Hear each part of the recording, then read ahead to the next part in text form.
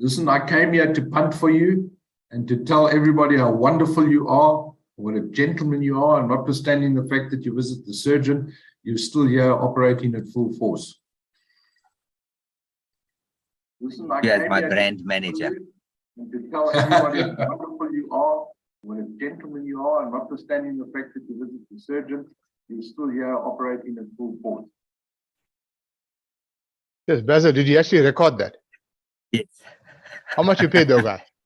Really? No, I rented a crowd today and I paid them.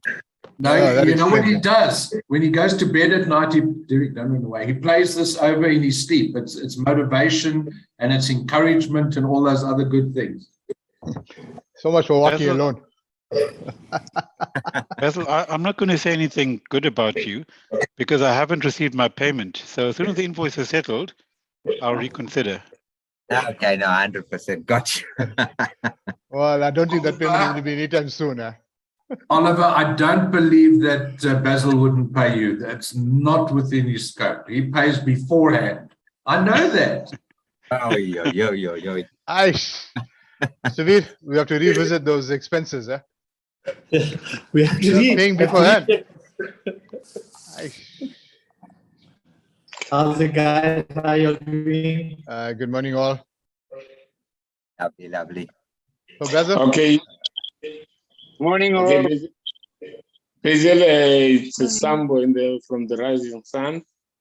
And Hello, Sambo from the Rising Sun. I'm fine, Chief. Thank you. Sharp. Thank you for making time. Basil, if I Yep. could just note at I think at about 11:45 or 12 o'clock, I will leave the meeting because I have my taxi friends that are coming to see me, so I have to attend to that. So if they Fair enough. on Taxi time, friends are important, so. Yeah, but Suvir, I think you must decide who you're aligned with, either Santaco or with us. You can't be sitting on both sides. I have to now. We have to sit on both sides of the fence. Okay.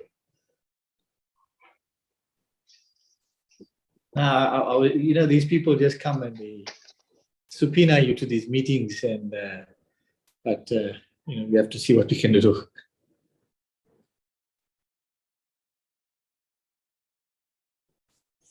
Basil, who are we waiting for? Good morning, Harry's, Mr. Chair. Harry's letting everybody in there, President. Oh, okay. So I'm Master of Ceremonies, defer to me. You may be President, but I'm the Chief today. That's fine. That's fine. If that makes you happy, go for it. Just tell him you never walk. Just tell him you never walk alone. Because he's got his Harry. place, because he rented a crowd today, I'll allow him to enjoy his 2 minutes.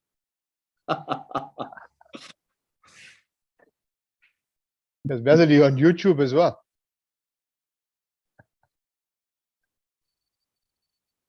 Not my debut. My debut was on an Oh, Emirates airline. no, definitely not. Definitely not. My debut was on an Emirates airline flight when I became famous on YouTube. Yeah, but if only you brought the car back home. Hi, Evie. 1 minute.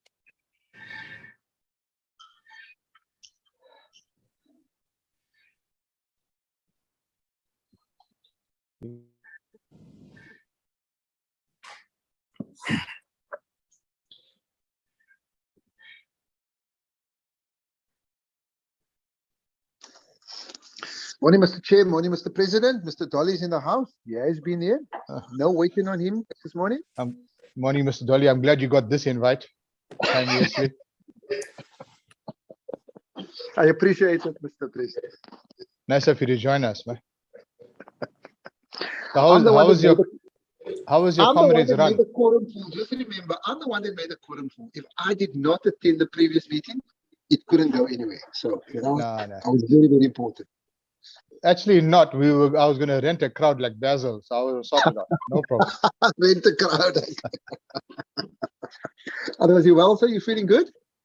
I can am. see I you have am. not lost your humor It's yet, work right? in progress, but I'll get there. Okay, great stuff. Nice Morning, to have you Toto. back. morning, my president. Good morning, my president. How Are is you the well? president? How is the president? Much better, thank you. Thank you, thank Doing you. great. I'm glad to hear that, President. How Thank are you, Basil? How are you, Basil? Oh, way down in Africa, Toto, you know that song. Good morning, Toto. I'm well, and you, sir? I'm okay, sir. I'm Greetings, okay. Thanks very greetings much. from a chilly Joburg and warm wishes to Cape Townians and all around Thank the you. country. Thank you. Thank you. Thank you, Basil.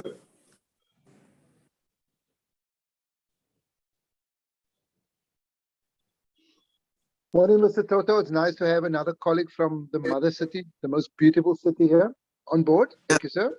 Thank you, my chairman. Thank you. Hey, Basil, I see he's also got a crowd.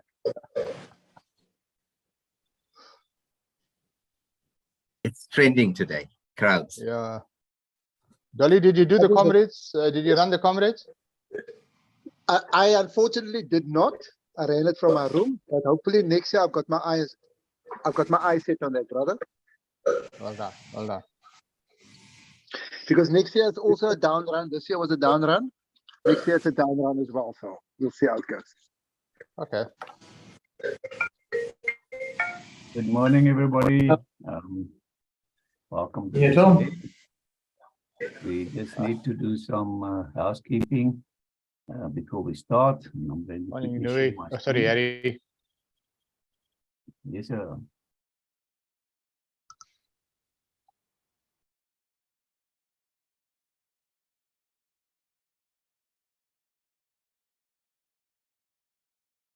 All right, guys.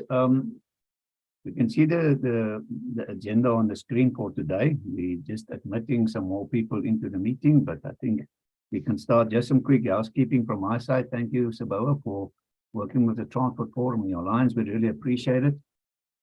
It's great having the SABOA brand with us. Just some housekeeping. We are being live streamed to the YouTube. Also, please try and keep yourselves on mute as much as possible. From my side, we'll also mute people that's accidentally unmuted. And then obviously, you know, what's been shared today will be available on YouTube and on the SABOA website afterwards. If something go wrong, keep an eye on your inbox. We will send you information on how to join the meeting again. Yeah, we believe that won't be necessary. And please make use of the chat room at the bottom of your screen. You can use the chat room to greet each other, to share, to network, and so on. You can also click on participants. You'll see the other participants in this event. You can mouse over your own name if need be. You can change the name that your name is appearing on the list. And yeah, so that's pretty much more from myself. I would like to hand you over to our chairperson today and our MC, and that is Mr. Basil Govender, and he will take over from me. Thank you very much, Basil. Thank you, Harry. Yeah, thanks. May I just check with you that you've got everybody but those that matter on mute, Harry? You have Yes. the casting authority there, and we'll allow you to exercise that authority. Welcome everybody, wherever you are, all across the country. I see quite a good representation of members and stakeholders. It would be great for me to greet you all individually, but you are almost welcome to the SABOA AGM 2022, covering the financial year 2021 ending February 2022. You had up there the program for the day. I just want to declare up front, there's been a slight change. Mr. Lesiba Manamela from the NDOT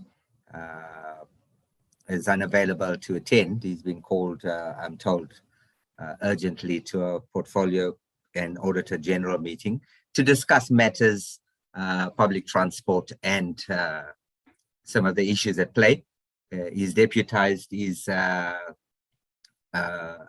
colleague in the department, Mr. Chifiwa Mudzawana, and we expect them in at about 11:30. Chief will step out of that meeting to come and make himself available. But most welcome, everybody. That is the program. We're excited to have you on board. As with all things unusual, we're doing this live or online, and hopefully in the future we'll be able to get back to a fully fledged AGM with a face-to-face interaction. Welcome to all the SABOA members and non-members, our executive and council.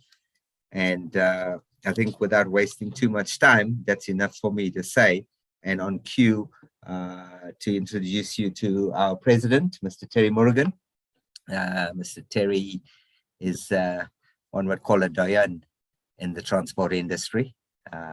He's almost as old as the transport industry by the looks of things sometimes. And we're glad he's nursed himself back to full health, pending a medical procedure. And he's able to address us today. It was a bit touch and go in terms of timings, but he seems to be on the road to a full and healthy recovery. Welcome, President. You have the floor from a presidential address for the SABOA AGM, and we'll defer to you for your address going forward. Thank you, Basil. Thank you, Harry, for facilitating. Good morning, colleagues, wherever you are in KZN. Oh, sorry, not only KZN, wherever you are in the country. I'm glad that I'm able to address you today. As you know, it's been a challenging year, but I'm certainly on my way to a full recovery. Dear colleagues of SABOA, EXCO, National Council, the PEC structures, members of the association, our strategic advisor, Professor Jackie Walters, all industry stakeholders and invited guests. It gives me immense pleasure to welcome and address you at this 2022 SABOA AGM, covering the financial year of 2021-2022. A special welcome to the extended fraternity from the transport and logistics sector who have joined us courtesy of our joint common affiliation with the Transport Forum. It is to this platform that we have met on different occasions to discuss issues relating to the industry at large and, where applicable, more specific issues. It is with great esteem and honor that I address you today as chairperson of EXCO and Council and as president of SABOA, a position I accepted following my election in September 2021. It is indeed a pleasure to represent the association and the industry. Being elected as the president has placed me at a unique vantage point where observing the challenges that have emerged, thus allowing me to guide the secretariat accordingly. Unfortunately, on a personal level, I have not had the best of years health-wise, which has limited the time that I could afford the association in terms of my presence and involvement. May I extend my heartfelt appreciation to Mr. Basil Govender, Ms. Mwango, and Ms. Matlahong for holding the fort during my presence. Thank you, ladies, and thank you, Basil. During the period under report, we have witnessed significant changes in the economic landscape of our country. A significant development in the last year was the election of a new SABOA EXCO and National Council to serve the industry and association until 2025. Whilst we have had the introduction and orientation of elected members, let me take the opportunity to do the AGM welcome to the incoming team. I look forward to coordinating the strategy of the association on behalf of the industry together with your input. Madam Vice President, I congratulate you on your election as well, and I look forward to passing the baton over to you in the coming years.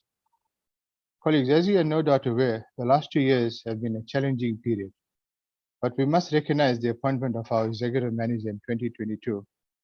It has certainly ensured that the association has come through this devastating period with our flag flying high and has indeed been a credible voice. Mr. Basil Govender, together with the Secretariat, has brought the industry to the forefront again. From the extensive presence and communication, SABOA is re-emerging as a truly representative body of all sectors of the bus and coach industry. He's been steadfast in managing the expectations of competing ideologies within SABOA and the industry. He's also tackled some of the difficult issues with consistency whilst ensuring inclusivity. Not all issues have reached closure or the desired outcomes for all parties, but the association is definitely on the right track in terms of dealing with stakeholder matters, transparency, and consistency. Colleagues, a detailed annual report covering the activities undertaken during 2021-2022 will be presented by Mr. Basil Governor later on the program.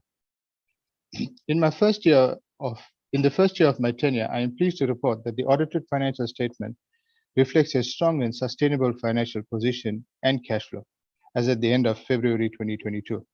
This will be elaborated on by Mr. Louis Crawford and Basil. The association has been enjoying continued support of members and stakeholders in the industry. However, I have to stress that the pressures of the last 2 years have seen our membership decreasing. I therefore urge every one of you to invite new members to the association, as our strength lies in our numbers. Membership remains the backbone of the income generated to sustain the association and its activities. Many of our members and stakeholders have faced hardships during this pandemic, and I dare say post-pandemic, if there's ever to be a time when we can say this. SABOA is sympathetic to the plight, and we thank everyone for their continued support. To this end, the association did not increase fees and maintained the 2019 membership fee structure to the end of February 22 and also into the 2022-2023 financial year. However, we have to prepare for a relative increase in the fees to be able to sustain the costs going forward. In keeping with the theme of the AGM, the last financial year has been a balancing act of consolidation and reaction to the challenges faced. Our ability to adapt to future growth will enable SABOA's position as a credible voice of the industry and enhance our relevance in all sectors with our stakeholders. Principal and associate member partnership remains stable, although disruptive during the period of COVID, which is encouraging considering the commercial pressures faced on companies and the challenges of operating in an uncertain environment. We value your membership and will work together in unison, identifying key areas of collaboration. The Secretariat consistent communication with all members continues to appraise the industry of key narratives. To this end, SABOA Council and Exco urges all stakeholders to take up membership and remain invested in the future of public transport and the passenger sector. However, we cannot rest on our laurels, but should continue to demonstrate value in our membership. The association structures have had full programs, online, physical, and hybrid meetings, and I would like to take the opportunity on behalf of the association to thank those members who freely gave up their time to serve on the various council, PEC, and committee initiatives. Without the time they willingly gave, such activities would not take place. It is also due to their efforts that the association enjoys the standing that it has. I must hasten to add that this is only the first step in consolidation and recovery. So we will have to continue to require all members and partners to actively be involved. One of the major objectives of the association I would like to see going forward is to promote its collective expertise and make it available for the benefit of the public transport, public transport discourse and transformation. May I take this opportunity to extend our invite to the academia across the spectrum to join hands with the association in garnering quality data and research, which will undoubtedly assist in transition and transforming the public transport. The association has elevated the use of communications through social media and other platforms. The website is slowly evolving to a more interactive interface and is one of the key developments for the future. Colleagues, as you know, the association has maintained through the years its reputation of a quality annual conferences. In the absence of a formal event in 2020 and 2021, the Secretariat has bridged the gap through many live and online events covering a wide range of content. I wish to thank all the experts and contributors who made these events successful and relevant. We look forward to the resurrection of the technical weekends, the formal annual conference and exhibition co-placed with the gala dinner to allow for reconnection and dealing with the challenges facing our industry today. I trust that you all will see the light on the summation of the past 12 months and will agree that it's encouraging and one of a positive nature, particularly when viewed against the backdrop of the difficulties which the industry has experienced during the year and from which the association could not be immune. The reaction and performance of our association to the impact of the pandemic has been positive, and that activity is appreciated. I commit the Council and Exco to carry out the actions that are necessary to maintain and develop the possibilities that arise. It may seem as business as usual, but I can assure you that it is anything far from that. With the new Council and Exco, today's AGM meeting is an important milestone in an important year for the association. I hope I've stimulated you all and that you take away some inspiration and the conviction that the road ahead for SABOA's transition in the post-pandemic world is to remain a credible voice of the bus and coach industry. Key to this migration period is the requirements for digital transformation. The association will continue to collaborate with partners and industry, enabling debate and stimulating thought leadership in the important areas of zero emission, alternative energies, encouraging and spreading the growth of new technologies that will support transition whilst addressing the future challenges of our sector. The online events will transition through a hybrid format and ultimately back to physical interaction that we all look forward to. SABOA is engaged in many initiatives, and we are proud of our equality, diversity, and inclusivity approach that as we are committed to representing all individuals, regardless of gender, faith, or ethnicity, to ensure all members have equal opportunity to participate fully in the association's activities. Now for the 12 months ahead. The pandemic has forced upon us a paradigm shifts in culture, thus reacting to the changing landscape requires leadership, vision, and bravery. We will therefore review the core values and strategic objectives, and this will be the primary view to increase membership and recognition and raise the association's profile. We acknowledge that step change will be required in a way that will communicate and how we strive to further interact with members, stakeholders, structures ahead of our strategic review. Our Exco and Council will continue to assess and review the impact for the remainder of this year and the effect of activities for the next year. I do assure you, though, that as far as conditions will allow, every effort will be made to sustain the association's core values. Colleagues, you would have noted that through the height of COVID, we have restructured SABOA's secretary, and the team is now significantly smaller and more focused. SABOA is on the right path, maintaining our leadership position, and will reinforce our representation with your help. We have demonstrated our resilience, and we trust all our members will continue to support us and contribute to our shared vision. However, this does mean that collectively it is our duty to support the activities and processes of SABOA by ensuring regular and timeous attendance at all events arranged by the secretary team. Not only will this ensure the good work is translated into action, it will also affirm the value addition that this team brings so professionally, led by Mr. Basil Govender, to the industry and members and stakeholders. Colleagues, transition does not come easy. There is a strife aplenty ahead of integrating public transport. I urge us all to control what we can and manage the environment carefully. Thus, always lead by example so that the bus and coach industry is looked upon as the standard bearers. For this, I would like to share a quotation from Martin Luther King Jr.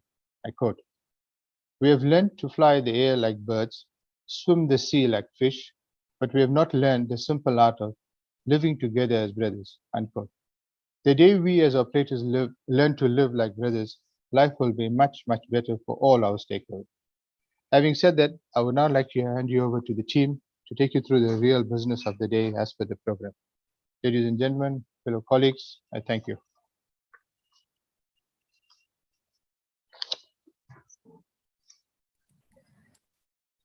Thank you, Presidente. Insightful words and a very at point sobering message delivered. We thank you. It's well noted. With your permission, and Harry will help me out, I'm not sure if there are any comments or anybody that wishes to raise anything specifically in terms of your address, Presidente. Harry, will you help me out if there's... Yes, we will. The colleagues are welcome to raise their hands, they can go to the bottom of the screen. There's reactions. You can raise your hand. Kovalin, I see. Oh, no, that's the president. Also, should you unmute yourself, we can see that. If you want to ask a question, then we can recognize you when you unmute yourself. You can either raise your hand or unmute yourself. I think the message is well received, President and Harry. And well done for keeping to time, President. You've rehearsed this, I would imagine, right on cue at 10:55. I'm a bus operator. We get penalized if you're out of time. As per schedule. Thank you very much, Mr. Morgan. We appreciate your words. And colleagues, then I think let's start getting the logistics up and ready. Mr. Crawford is on standby, the auditor. Harry, if you would allow me to share screen so I can pop up the presentation of the audited financial results for SABOA for the year ending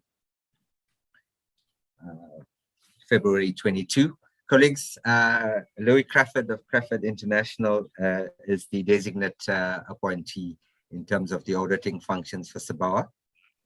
He's done it for the last 2 years, and he will now talk through the audited financial statements for the period ending 28 February 22. Louis, you're welcome, and thank you.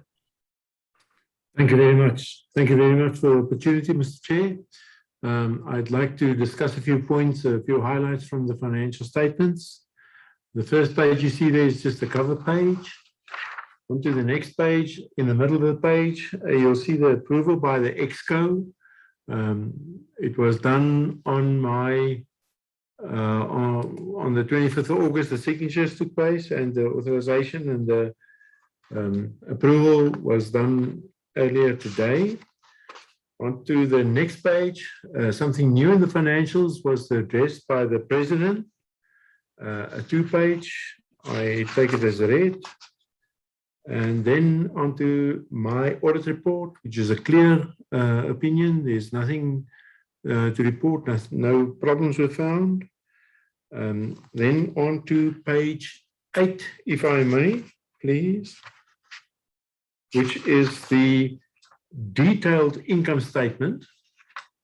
And from the start there at the top, you'll see that I left the conference income and the gala dinner income blank, just indicating to you that the past 2 years there wasn't any conference held by the association. That is changed in the new year. After this financial year, there was a conference, so watch the space for next year. Then you'll see that there's the income. The insurance commission was much higher than the previous year, just about R1 million more. And the membership funds, or the membership fees rather, has slowed a slight increase. Okay.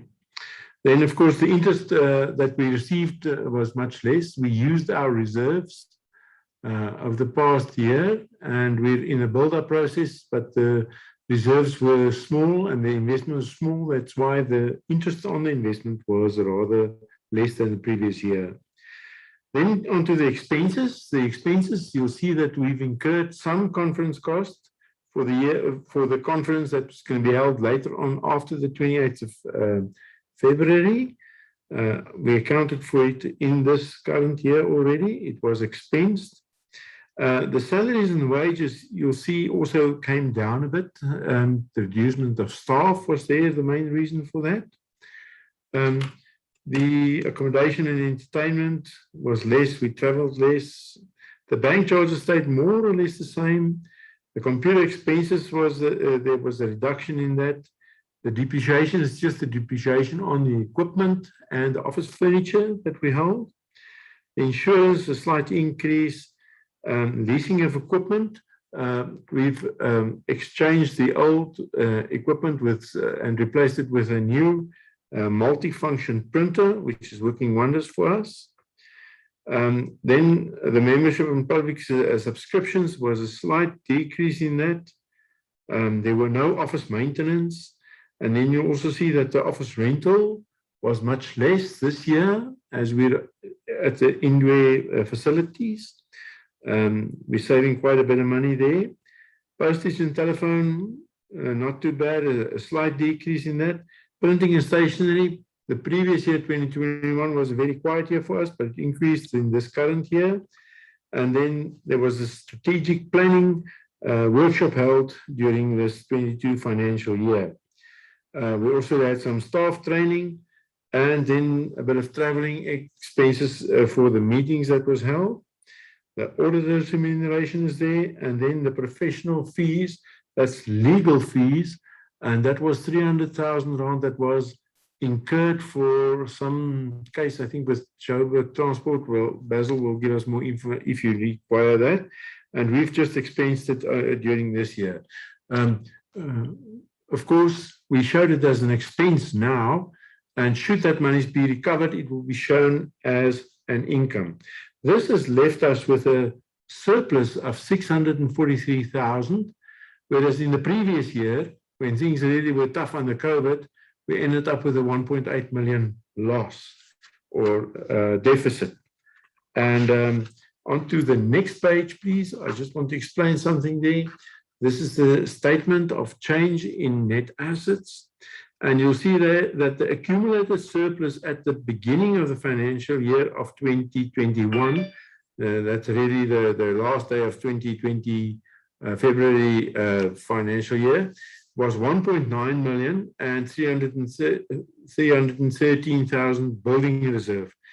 Then you see that the deficit of the previous year comes off that accumulated funds, and it left us with 41,000 reserves, and of course then the building reserve as well. Then this year we accounted for a surplus of 643,000, and we also decided to reverse the building reserve, as we believe that the building reserve, we're not planning at this stage to acquiring a building, and hence we said let's rather return that reserve back into the accumulated surplus. The accumulated surplus at this stage is then standing at 998,000. I would like to go back to page 6, please, which is the statement of the financial position. Yes, that's it. That's it. There were no accounts receivable during this year. The reason for that being is that we account for membership fees and as and when it is received. So we don't issue an invoice and wait for the money to come in. We rather say, as the money is coming in, we recognize that as income. Then cash at the bank, that we've got our investment there of just over R1 million. And then the plant and equipment, that's mainly, as I said, office equipment and office furniture. And then onto the very last item there, the accumulated surplus, that's the 998, which I just explained to you. And then you'll see that the accounts payable and the provisions, that is the outstanding audit fee at that stage, plus some VAT that was due to SARS. And that is the financial position. I'm welcome if there's any questions that anybody would like to ask. I'm welcome to answer it.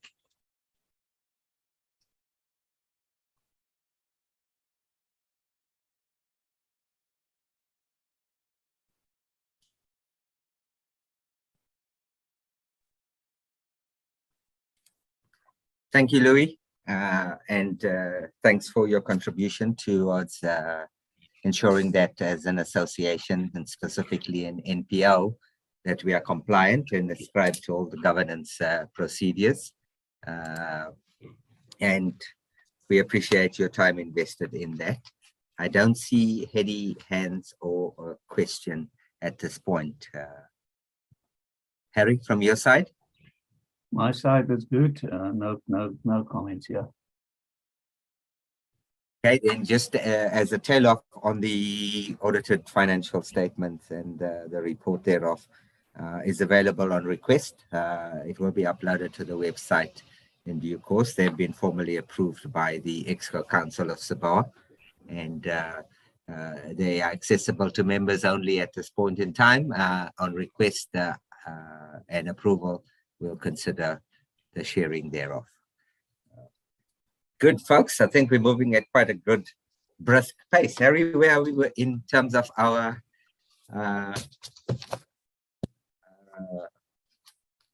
yeah, we're well ahead of the pace, which allows me then, I think, to given the real meat of today's the annual report, and given the fact that we are ahead of schedule and the department is not here, colleagues, and Harry, through you, can I recommend then that I commence with the annual report, and will accommodate the department on their arrival at post-process. And you would watch out for me, please, for Mr. Mudziawana on his arrival.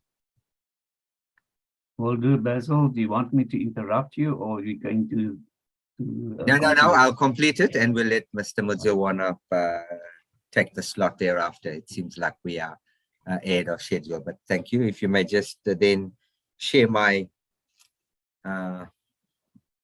presentation up. Okay, I take it that everybody can see that, and it's fairly visible. I just want to get my screen sorted out and slightly out the way. Thank you, Harry. So welcome everybody to the, well, officially now in progress AGM of SABOA. And we thank you for your time and attendance. And my task today is to present you with an annual report. So we can proceed to the next screen, Harry. The SABOA annual report of the council for the year 2021 ending February 22. And we've titled it the following as a theme, which encapsulates, I think, Harry, to the next screen. You will see that this kind of gives you the feel of what we're going through. Uncertain times, bouncy times, up and down, but we're looking to deal with facing the challenges whilst developing the possibilities for the industry. Thank you, Harry. Then on to the overview of the presentation. It's quite detailed, as it is with any annual report for an association. And it's a sharing platform for you to know what we do. And as they say in the stadium, blow your own vuvuzela. And I'm doing it today on behalf of the Secretariat and for SABOA. So there's a forward, then I'll take you through the management of the association and the changes. We'll talk about the finances high level, touch on the insurance scheme, then give you insight in terms of the activities for the last year, whilst highlighting our collaborations and whatever engagements we've had. Talk you through some of the webinars and the key issues emanating from the strat plan session. The President mentioned some of these issues, including the website and digital communications.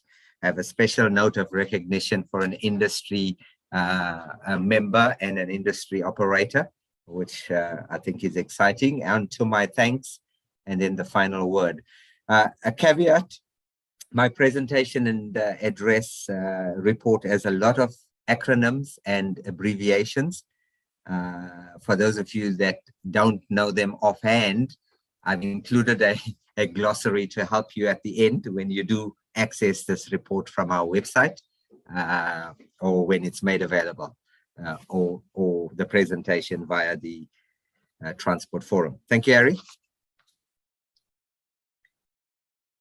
Okay, folks, as a build-up and the forward, as the President said, it's been another difficult year for the industry. And this has called for more elevated relationships and interactions between all stakeholders, which essentially makes SABOA's position and the work that it does more important than ever. I can state with certainty that we, in this last period, have reset a strong and professional relationship with all our stakeholders. And I would also like at the outset to acknowledge you, the industry, for your resilience. And in particular, I think the long distance operators, tourists, and charter sector, and those subsectors specifically where there's no support from a contract payment or a subsidized point of view. The COVID outbreaks and the resultant restrictions 2020 into 21 definitely impacted transport services. It has caused significant disruption to the industry. In fact, to the extent that we are meeting this afternoon collaboratively with SABOA to put together a position to get the minister to engage going forward. But SABOA members had and are continuing to have the challenging task of managing what you're in business for, provision of essential public transport services whilst ensuring health and safety of employees and passengers in the height of COVID and tailing off as we speak. COVID definitely required us to have regular communications between industry and government, and I think we have been consistent in ensuring that all necessary communications were in place through the last year. Colleagues, the industry it's still under stress from the challenges posed by decades of policy uncertainty in the public transport environment, and with that, the related constraints. Whilst this is playing out in the current pre-transition and transformation environment, SABOA will remain your credible voice. So the changes will happen. It's a matter of timing, and we need to position ourselves properly for that transition and transformation. And there is where SABOA plays the role that you require for the industry. Thank you, Harry. Just continuing the forward, I mentioned the industry's resilience, but that and the ability to deal with the many challenges that have confronted operators over the last 12 to 18 months also brought to the forefront and highlighted the importance of SABOA being a member-based and an aligned organization that allows operators to voice their opinions and share ideas. Our strong constitution and our compliant governance ensures that members have many forums and platforms to raise issues when they need assistance and also to contribute towards developing solutions for the possibilities that are ahead. If you don't know, SABOA is in the third decade of its existence, I think, which in itself is an outstanding achievement and demonstrates resilience. And after many iterations, the current evolution that is being driven by Secretariat is towards a more modern and professional association, embracing the digital age transformation. We have endured the challenges of change from the early days, and the association has been repositioned with a strong executive team that allows us to take on both challenges and possibilities that lie ahead. Without a doubt, the industry and operators and our associate suppliers, we will be tested like never before over the next few years. But as the executive manager, I'm eternally optimistic that the role these stakeholders play will make our public transport systems better. We will deliver on provision of safe, efficient, and effective and sustainable bus and coach services. So to that end, I encourage members and attendees today to embrace the challenges with open minds and agility as we are going to confront the change. As the voice of the industry, I seek and look forward to your continued support for SABOA and a united industry. Thank you, Harry.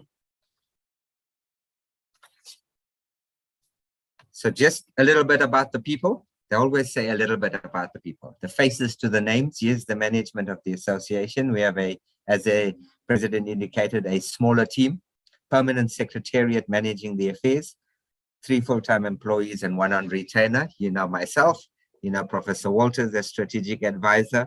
Behind the scenes, keeping things ticking over, hounding you for your money is Rika van Eden, and coordinating our activities online and diaries and administratively is Precious. And have a look, collectively a 53-year quantum of experience. So we are here to serve. Thank you, Harry. Let's not talk to you about our executive committee that was incoming at the last elections.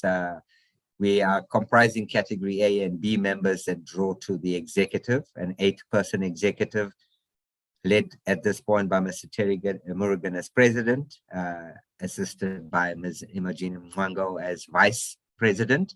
Then the balance of executive committee members, Mr. Maharaj, Mr. Dolly, Mr. Mochwani, who is not here today. And my apologies for renaming Terry and fusion of the KZN. Terry's surname is Murugan. My predictive texting is always picking up Maharaj, who was the previous president. Mr. Mayor, Francois Mayor, Thay Sains and Ms. Matlakala Motlong bring up the balance of the 8-team Exco. Harry? Then in terms of a council which draws, which is the highest decision-making body, but draws in a wider forum, fully representative of the entire demographic of SABOA. It's a 24-member council. It includes the Exco members and extends further representation on the council to the categories as elected. So for those that I have not mentioned, making up the balance of council is Mr. Victor Bayapani from the Northern Cape, Mr.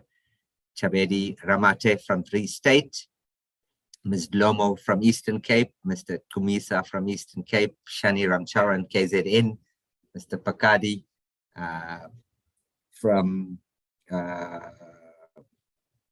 Northwest, Mr. Chongo from Northwest, Mr. Bailey from the Western Cape, Mochwaneng from the Free State, McDonald Khare from Limpopo, Mr. Robertson from Limpopo, and Mr. Mangaru from KZN, and Mr. Malabela from Mpumalanga, and Mr. Sambo from Mpumalanga. Then the associate member representation is covered by Ms. Catherine Bell, and up until today, Ms. Yolandi Fanikar, who has tendered a resignation from the council due to extreme workload commitments in her business. We'll be seeking to replace that position in the next month via the due processes. Thank you, Harry. So onto the financials. You've seen the audited financial statements. I won't delve too much into that, and I've got a little bit of a schematic on some of the key issues of the financials. But it's great that to note that the audited report says it's a fair representation of the financial standing of the association in terms of the IFRS and the Companies Act. And we can announce that the auditor's tenure has been extended for another period. So Mr. Crawford will also be effectively conducting the audit for the 22 ending February 23 financial year. So the financial results were positive given the continued impact of COVID-19. However, the events program was affected by the pandemic. As Louis pointed out, the annual conference, exhibition, and dinner was not hosted in the last year. Membership fees, as we noted, are the primary source of revenue. However, COVID has impacted this as well. And as the president mentioned, we did not increase the fees for 21. That resulted in reserves being further utilized in 2021 to ensure ongoing and continuing operations. But I can report that the outlook on rebuilding reserves is looking positive, and we will strive to ensure a build-up of sound reserves that allows us to continue to support and represent members in 22 and beyond. So, all things being equal, in a busy schematic slide, colleagues, this is envisaged to encapsulate quite a few of the messages: resetting the base, rebuilding, and connecting everybody together, whilst at the same time looking at the highlights and then facing the challenges. I did my best to find an infographic that takes all of that into account. So let's talk about the key highlights for the financial year. Income was up 32.5% on the 21 financial year. In that income mix, interest received was down. It was a fairly substantial portion in the previous year in terms of interest anyway. Because we had utilized our reserves and decreased them, the interest received is down. But the increase in revenue is mainly due to the revised insurance agreement, which was implemented in March 2021. And I'll talk to the detail around that. Louis mentioned the expenses being down, 25% down, primarily in the employment costs, 29% down, and office expenses down due to the staff reduction year on year. And he reported that we've got a surplus of 643 versus the prior year's deficit. So looking ahead in terms of the challenges, we had to reset the base. We've done that. We've set up SABOA structures formally, and we've got provincial executive structures in all provinces. So we've done the elections and the appointments, which is the base reset. The next focus, which flows through to the apex, is to maintain membership and grow them. So we will keep whoever we have absolutely happy, and we will woo the difficulties back into the fold by manner of our good charm and our constant communications. And through that, we'd have to consolidate our revenue stream and sustain the association's activities going forward. And then commit all around to engaging, always communicating and representing the members' interest and the industry challenges going forward. Thank you, Harry.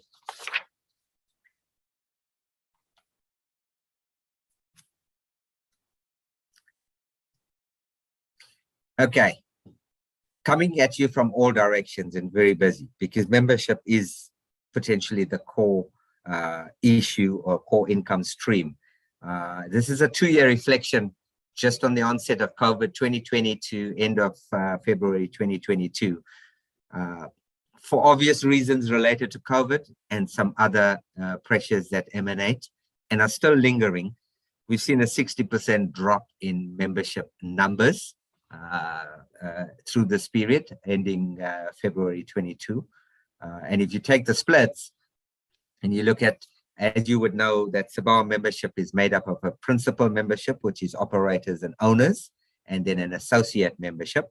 And then within the principal membership fold, we've got a category A and category B membership.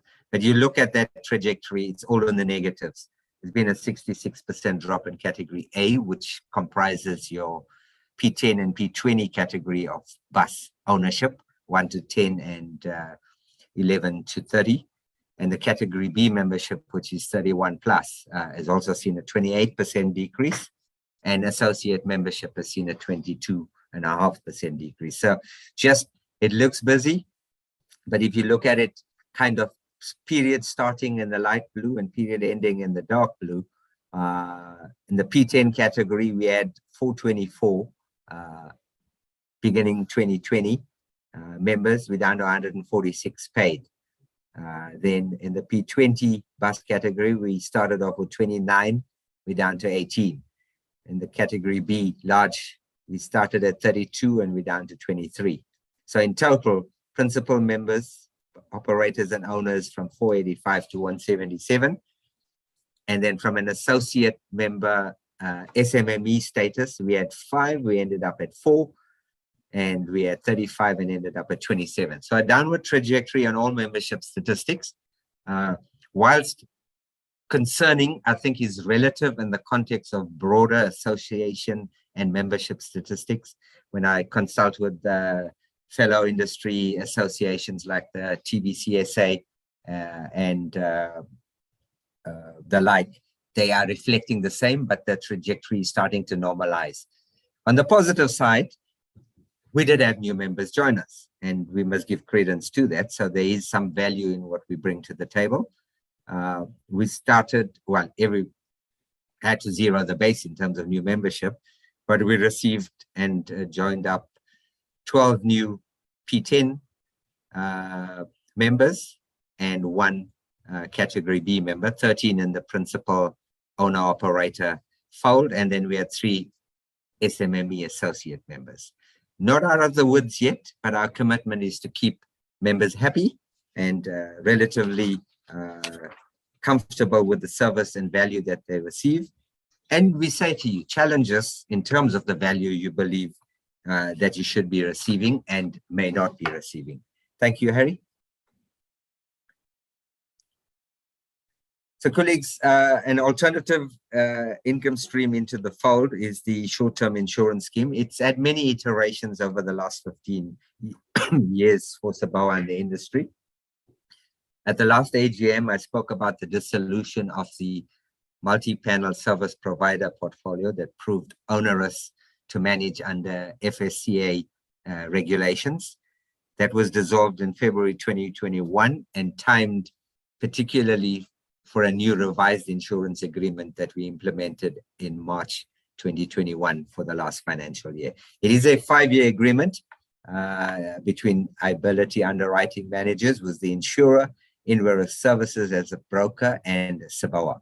So the scheme has been in place for a year, and all indications are pointing to a stable trajectory. But as with everything else, it's subject to market force conditions and impacts.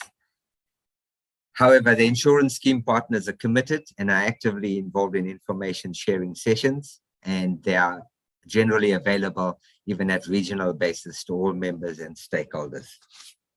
Thank you, Harry. So the activities of the association, broadly speaking, we've been active in various policy and legislative discussions and engagements. They're all listed up there on the screen, but I'm going to touch specifically on the ones highlighted in red. Those are the issues currently at play, currently requiring rigorous debate and dominating airtime and space between industry and broader stakeholder engagements. And I'll talk you through each one of them. Thanks, Harry. Next slide. So public transport subsidy policy. We hope to hear from government a bit later as to where this is actually at, but the draft National Public Transport Subsidy Policy was announced. We've had engagements. The policy is premised on a principle of user-side subsidy amongst many other changes that are being introduced, but certainly is intrinsically tied to a change in the ticket fare and collection processes. All the engagements have happened. We hoped that there would be further commentary from the department, but the process has stalled since December 2020. Primarily, all the information we have tabled and all the submissions we've been made have been incorporated. The draft policy is to be tabled via Treasury to Cabinet for approval, and thereafter we would get a gazette, which would then be open for public comment within a stipulated period. If you're unsure or unaware of this, the documents are on the SABOA website and are accessible in terms of the actual policy, the revision, and version 2 and industry comments. Thank you, Harry. Aligned to the subsidy policy is the development of an account-based ticketing with integrated fare collection policy. This is sitting under the Department of Transport Directorate for Integrated Transport, and it's in collaboration with SANRAL as the hosting platform or back office processes. Again, we've had extensive engagements and submissions ahead of the government gazette that was published. SABOA facilitated industry-wide stakeholder representation. We submitted information and then also allowed the SANRAL consultancy and technical team to engage operators directly for a lived experience and shared experience from on the ground.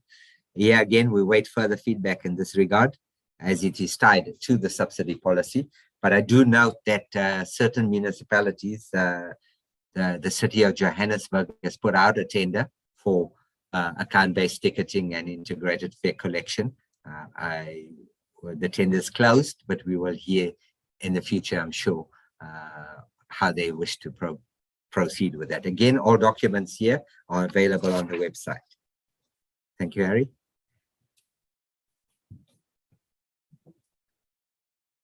I'm being rather deliberate in my time, Harry, so there's no need to, I know I had a 30-minute window, but we were watching out for the department's rep.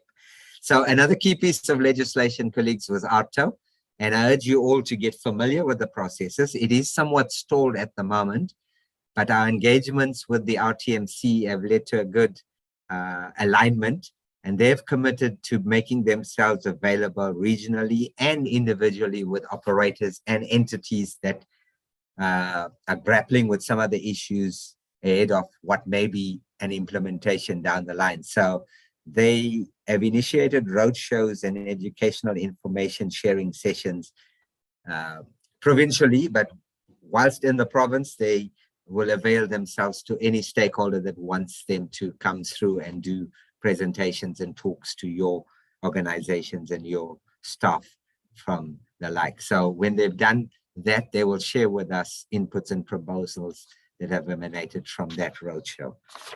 Thanks, Harry. The elephant in the room: legislation and legal issues. The last year, or the last quarter of last year, was dominated by legal matters. SABOA is party to one of the most critically defining legal matters for the industry, from an association point of view, that is. The legal action centered around the Gauteng Provincial Department of Roads and Transport tender, number 3511/2019. The tender was published in October, was calling for the provision of subsidized contracted road-based passenger services in Gauteng. Now, again, all of this information is available in the public domain as well as the court hearing, so I'm not going to go into the granular detail, but the core legal argument was around the applicability of an existing agreement called the Tripartite Heads of Agreement, referenced as HOA. And this is essentially an agreement entered into between SABOA on behalf of the industry, labor unions on behalf of employees, and national government. The HOA has inherent clauses that seek to protect and minimize the impact of widespread job losses, as well as to try and mitigate the threat to existing operators' sustainability. So what do we mean by that? That is, either you get forced to close in the event of tenders being won or lost accordingly, or you adapt towards the accommodations that give you some protective rights from the HOA. That agreement gave rise to the inception of the Bus Industry Restructuring Fund, which is referenced as BIRF, wherein they administer a fund that seeks to provide for. This is an eventuality, colleagues. It will happen at some point. There will be an impact on existing tenure of employment whenever this public transport environment transitions, whether it be a Section 189 or through the effects of the Heads of Agreement. So it is an eventuality that is just looking at a timeline. So the legal action commenced in October 21, with the main applicant being the BIRF, and SABOA as a second applicant, by dint of us being a signatory to the agreement. The judgment, which was set down in March, ruled in favor of the applicants with award of costs, thus declaring the tender as impugned and unlawful and setting aside. And the tender was subsequently withdrawn by the Gauteng Province Procurement Division. Critically, though, depending on how you look at it, it's a win, yes, in terms of that tender and its rationality. The presiding judge, however, did not rule definitively on the lawfulness and or constitutionality of the Heads of Agreement within the tender contracting regime.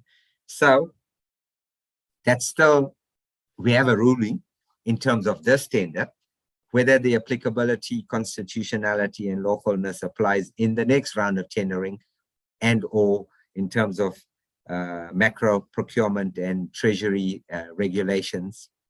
We'd have to wait and see. It could be tested again in court. It could perhaps end up in the Constitutional Court for a final ruling, but we'll wait and see. The one thing I must caution at, and from an industry point of view, throughout this process, the matter became labeled as the SABOA matter or the SABOA case. It must be noted that SABOA generally does not initiate nor undertake legal action. We act on behalf of member interests or as co-applicants in matters to the industry or as a friend of the court in terms of supporting and supplementary affidavits. So it is an industry matter vis-a-vis the Heads of Agreement for which we were signatory, but it was not a SABOA matter in its individuality. Thank you, Harry. Colleagues, another issue that's currently dominating the airwaves and is of extreme and utter concern to us and as representation to you. Violence avoidance. The bus and coach industry is and has been under attack. This is a decades-old problem. It is escalating over the last few years. And in the last year, notwithstanding the extensive damages from and destruction and losses caused by the July unrest and the uprising, there have also been numerous other incidences of intimidation, extortion, acts of criminality, illegal stopping and impounding of buses, and random violence by communities engaging in service delivery protests. So it's gone beyond an intermodal issue or a taxi versus bus issue. These are macro issues, socially driven issues, and we need all hands on deck here to ensure that we coordinate our approach towards resolution. Some of the quantum is still to be determined, but from initial reports coming through to SABOA, and we cannot confirm the absolute veracity of that information, but we estimate the asset losses in excess of 100 million rands in the last year, deaths at 15 and injuries at 25. So, you know, any one of these is one too many and one not to have. But what have we done? So since 2020 and in 2021, intensifying the process, and certainly this year becoming more vociferous, we've advocated for an overarching strategy, at this point, a violence avoidance strategy, and we say that this must have a multidisciplinary and collaborative approach. We started by tabling this at NEDLAC, but it fell off the agenda at NEDLAC with social partners deferring more pressing COVID matters. This call is with a view to primarily ensuring that we start keeping a proper data set. And we can only achieve that through a central reporting structure from which then we can take accountability for case management and investigations. It is really concerning that to date no one has been brought to book. But I think even more frustrating is that the NDOT and the ministry are not committing to engaging with us on this serious matter, no matter how much we reach out. It is still pending from those officers, and at this point in time, we welcome the allocation of a high-level SAPS resource. Colonel Boysons has been tasked with interfacing with us in this regard. We just now await the National Department representative in this regard. Thank you, Harry. Colleagues and stakeholders, another issue you find dominating discussions is the Public Transport Operating Grant, or the PTOG. This is an allocation from the annual budget under the Division of Revenue Act, which is DORA. It is a supplementary grant allocated to provinces under the transport budget vote, and provinces are expected to supplement any shortfall from their funding. SABOA, from a role point of view, tracks the rolling 3-year projections and the actual allocations with a view to analyzing the set funding against current and projected trends and indices. There's been a growing shortfall since 2009. It is our view that what should have been funded versus in the current basket versus what has been funded is sitting at a potential 3.65 billion rand deficit projected to the end of the financial year 23. And compounding matters, the grant that was announced in 21 and is holding firm for the 3-year period indicated a decrease for the 22-23 financial year that we're currently in. So we've done extensive canvassing again in this regard with a view to having this decrease reviewed in the midterm budget. We've done presentations to the NDOT and then acting DG of Transport, who subsequently moved on. We are seeking to resurrect that with the new acting DG, as that for a misnomer, new acting DG. The information provided by SABOA, though, was used by the department, Mr. Manamela and his team, to further the discussions with National Treasury. Treasury, thus far, not keen to meet with us as a stakeholder.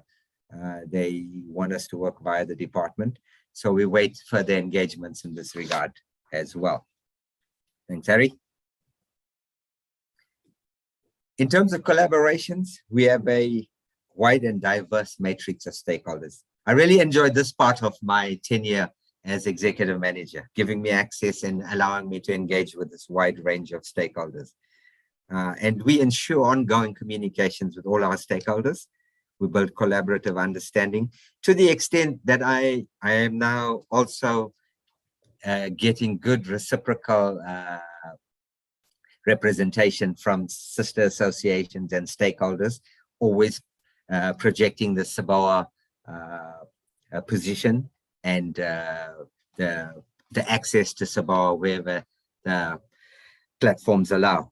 But in terms of formal alliances and agreements, the two still outstanding to be formally signed off is the Memorandum of Understanding with the cross-border road transport agencies and the transport tripartite associations representing cross-border operators, and then the SABOA relationship with SANSBOC, which is the South African National Small Bus Operators Council. Both have a draft MAU document waiting in place. Harry, the next infographic gives you a good throw of why you sometimes feel I'm not available or have not answered my phone. Colleagues, if you look at the cross-referencing here, that's quite a good basket of stakeholder interactions. You know, you got government in its nationality and the 3 tiers, or 4 tiers if you take it down to district, and you take it right across the page. Then we also have government entities like Stats SA, the Competition Commission, NEDLAC, Road Traffic Management Council, the NPTR, that kind of thing. Then we talk to industry bodies. You know, we've got SAPAC, SANSBOC, TBSA, the road freight, and sitting inside that are also entities and sister aligned, the cross-border agency, our international counterparts on the cross-border operators, the Border Management Authority. Then you have our membership. Whilst I manage new and existing membership relationships, I always touch back on old and cancelled with a view to bringing you back or dealing with some of the concerns for why you have left. And on a technical and operations committee perspective, whilst individually dealing with issues, we've got the national NRCS, SABs, RTMS, RTMC, all interfacing in that regard. And research and academia, whenever there's masters and otherwise, we entertain that. And then our alliance with the UJ in terms of research and programs. And of recent, I've resurrected a formal relationship with the CSIR towards a more learning-based outcomes approach for the industry, i.e. the last tender that failed dismally and the legal action. What have we learned? What can we share with bidders? What have bidders learned? How do we avoid repeating the mistakes? And through all of that, we maintain our presence. And thank you to Harry and his team. They've been superb in the last year, facilitating for us online events, sometimes to the extent that I can rely on Harry to put a program together completely just by telling him who I need and what I need. So thank you very much, Harry, on that. And we've elevated our presence in the media through print, radio, and TV, and we will continue to do so. So quite a matrix of stakeholders. Then more detail, Harry, thank you. Not long to go, folks. You will get a reprieve from my voice.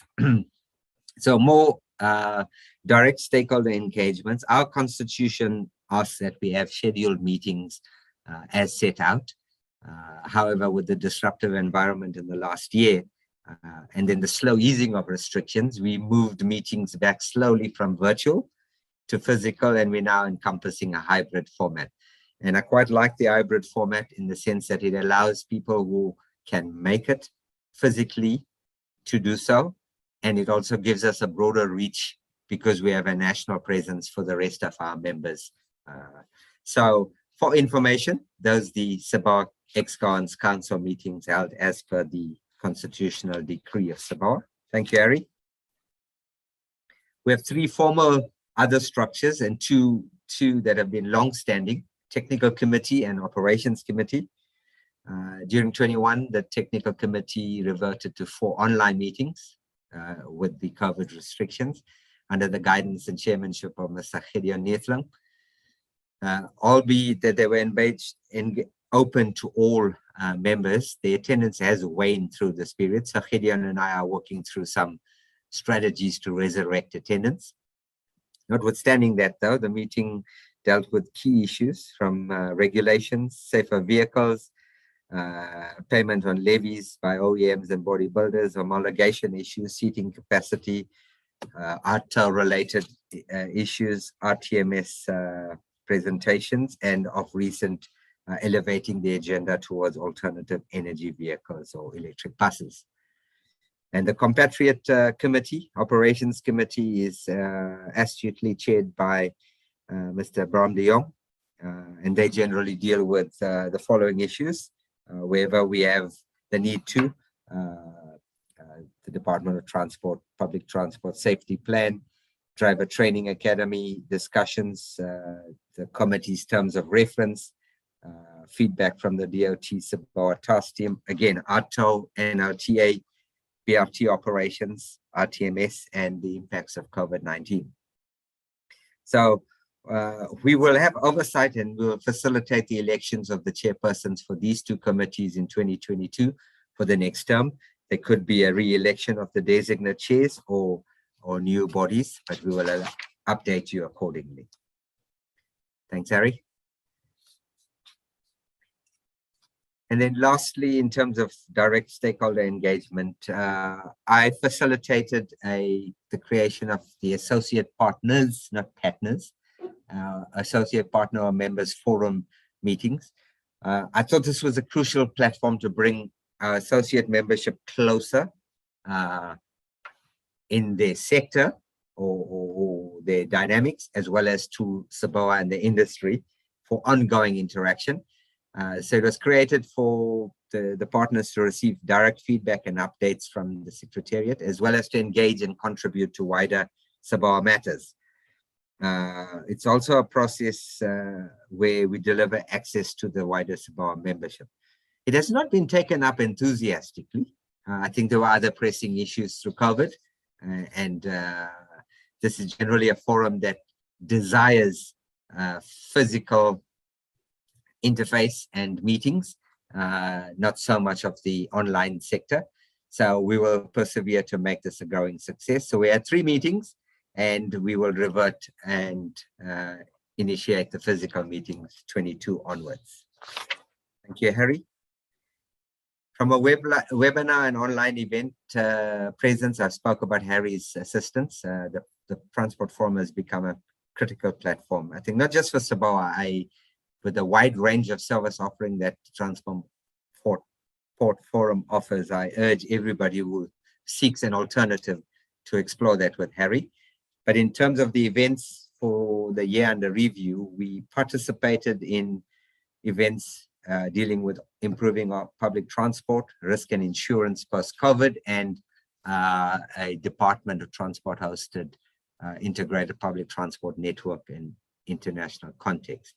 SABOA hosted and held the following events: alternative energy vehicles, a broader discourse around how we align the approach from an industry point of view, shaping a new public transport policy regime. It was dealing with the subsidy policy. As you can see, we initiated in June last year already, pre-July rights, a public transport violence avoidance program, because we could see some warning signs coming through in a bigger perspective. And then we hosted the Women in Transport, which was then addressed by the then Deputy Minister of Transport, who has moved on, and our whole host of fabulous women. So that was our online presence. Thank you, Harry. From a strategic and planning point of view, traditionally done in January each year or early February, depending on the dates. In January last year, for the year under review, there was again a strategic inward review given the impact of COVID and the impact on the association's cash flow and sustainability that was prevalent then.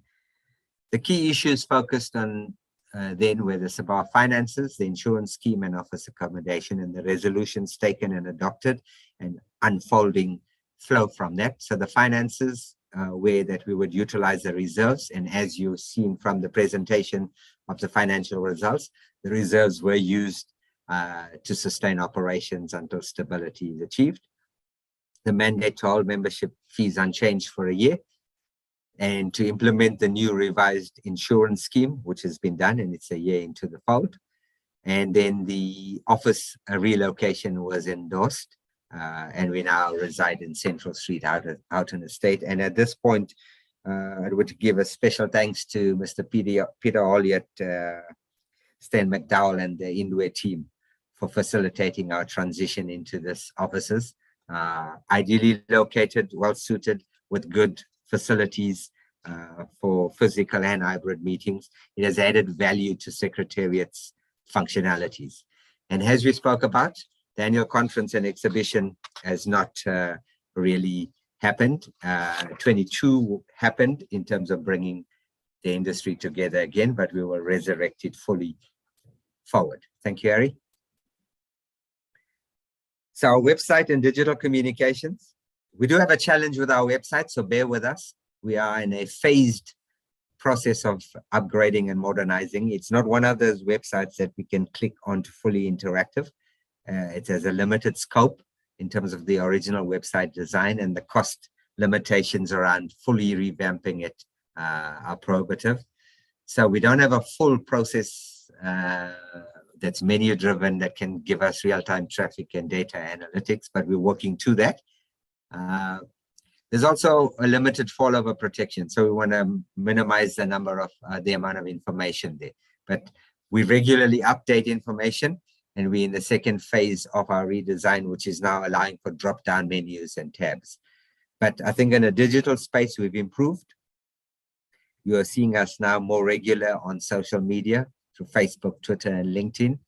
And to ease our communication, which is a lot, we've introduced a segmented approach so that we can send broad, generic communication, or we can do targeted information sharing through provincial, category, associate, non-members, and the like via WhatsApp and email.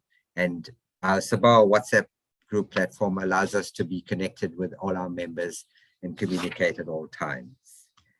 Thank you, Harry. And now, colleagues, for a special green mention.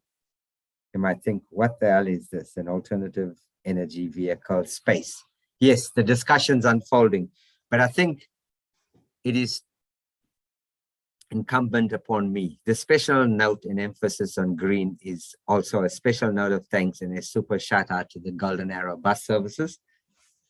The technical team, they're led by Mr. Gideon Neethling. They've made fabulous inroads into the study and implementation of solar energy for their depots and their operations.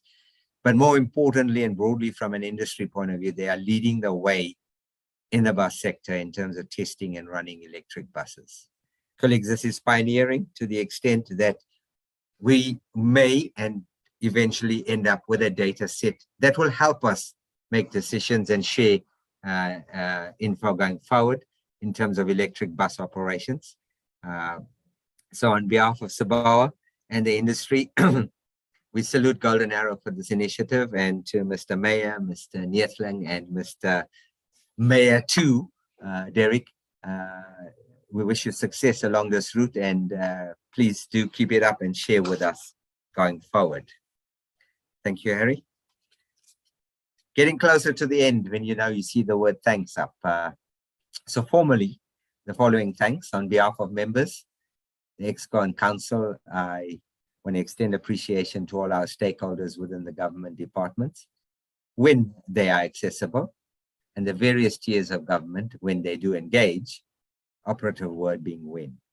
But here, special mention and acknowledgement must go to the three individuals who I believe work under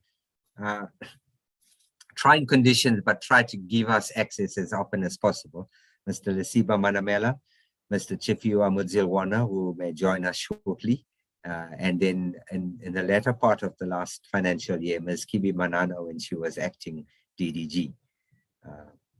Then on behalf of SABOA and the members, Secretariat wishes to thank President Terry Morgan, and We're glad you're back in fighting for fit health, and also to the chairpersons of the PECs for representing SABOA at the various forums throughout the year.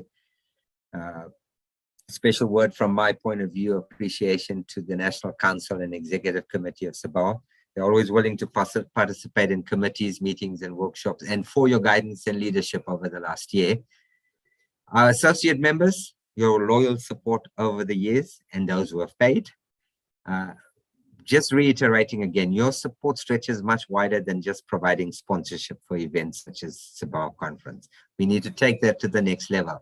You also provide a great deal of expertise to the association, and we welcome your participation in the council, the technical committee, and the workshops. And you form an important link in the public transport supply chain. And then finally, thank you to our principal members for their continued support and the inputs into the association during a year that has indeed been the most challenging in terms of recovery from the impacts of COVID-19 and the restrictions.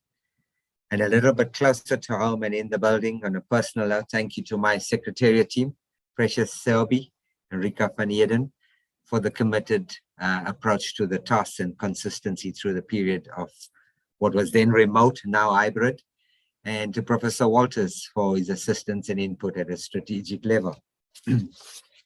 Harry, allow me to have the final word. As opposed to the foreword, I started off saying, facing the challenges whilst developing the possibility. Colleagues, you can see the current landscape, macroeconomic issues, the policy uncertainty, coupled with potentially long-term impacts of the pandemic, requires us to be agile. It requires us to collaborate, commit, and ultimately be patient. And it's required from all industry stakeholders. So if you give that kind of approach, we will strive to forge and cement the relationships with various government structures. We'll make it a priority, but given the changes in personnel at provincial and municipal levels, as well as national, we'll do our best together with the stakeholders to build those relationships and manage the transitions. We will continue to drive the engagements on the basis of calling government for an aligned, committed focus, okay? Because this strategic approach to the mobility needs of the people, if it is underpinned by policy certainty and an integrated, transformed public transport system, is what we need to take the next step. All of these challenges must be managed so that the industry can continue to be part of the solution rather than a fight, to allow us to develop the possibilities for a world-class, integrated and sustainable public transport network that will be accessible to all levels of society. Not just a dream, it must be a mission. And with that, colleagues, I conclude the annual report, and I thank you from the SABOA and Secretariat team for your time and attention today. I did promise you, Harry, one more slide. When you do read it and you're not sure as to what the hell did governor speak about in terms of all those acronyms, here's a glossary when you do access the report that will give you insight into the various acronyms and abbreviations. Thank you, colleagues, and all the best.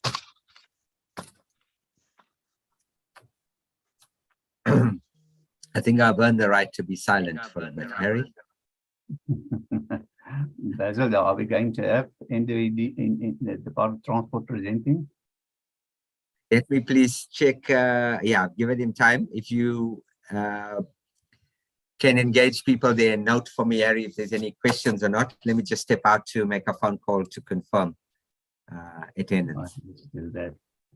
Colleagues, what you can do is, if you have any questions or comments, please do so in the chat room. You can use the chat room, and or else that you can raise your hand so long. When Basil returns, then we can, recognize you to ask some questions or make comments. So you can raise your hand. You can go to the bottom. You see there's a reactions. You can raise your hand there, or yeah, if you unmute yourself, it could also that work. So, Matakala, we see your hand. We're just waiting for Basil. The others are welcome to raise your hands as well. Nazim, you also want to ask a question or make a comment? Nazim Dolim.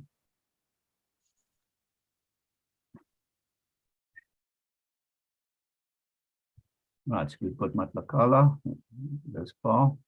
We're just waiting for Basil to return.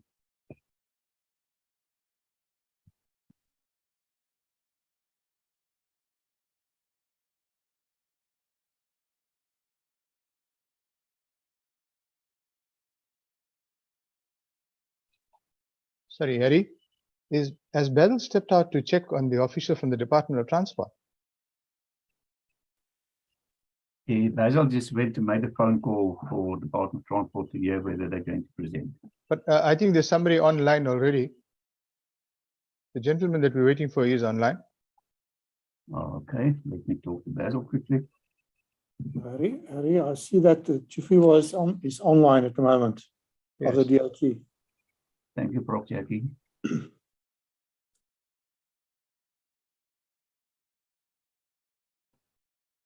Good afternoon, colleagues.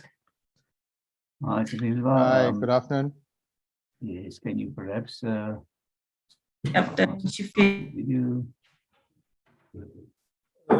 I audible enough, colleagues? Yes, we can hear you. Okay, thank you. Sorry about that, Chief. I did not notice you online. Welcome, and we are super pleased to have you. You've been thrown in the lion's den. How's that for a baptism of fire engagement? Welcome, colleagues. Let me introduce you. I'm not sure. Have you introduced our guest? And I see Matlakala's hand is up. No, not yet. If you would just engage me 1 second, Shapiro, whilst you're getting orientated. You are visible, you're audible. Madam Matlong?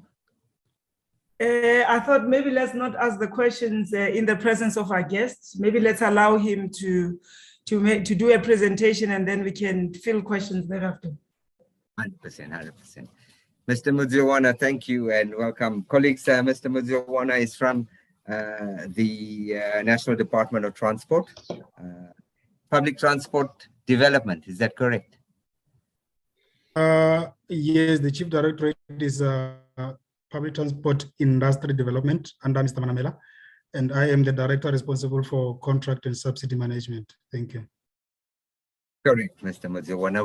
I'm not sure what Mr. Manamela would have intended, but the flow is yours in terms of giving us what you deem is applicable, allowable, unembargoed feedback from the department's perspective. And we thank you for your time. I know you've been also pulled out of the audit committee or preparation of the portfolio committee discussion, but we value your time and thank you. However long you wish. We allocated you 15 minutes, but yeah, I think you might suddenly see a lot of hands going up. Don't be too phased. Oh, no, that's fine. I'm not sure if I'll be able to share, but if I can't, I've emailed the slides to you, Mr. Governor. You can share. You're allowed to share.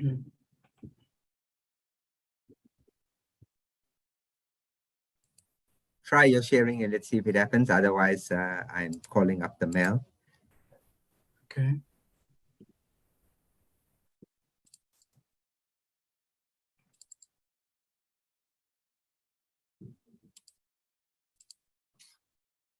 Okay. If you're battling, I can do it on the side for you and let you stop your share there on your side, Mr. Mudziwana. Just hold on a bit. Oh, is it coming up? Okay.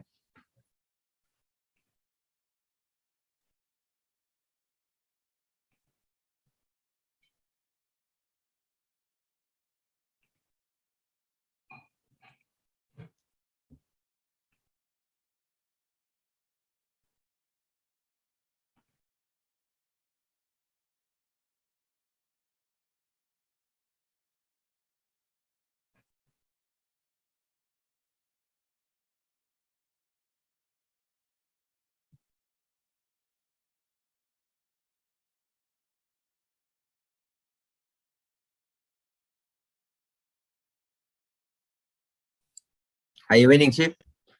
Is it on the screen? Can you see it? No, we can't. You can't, okay. Try.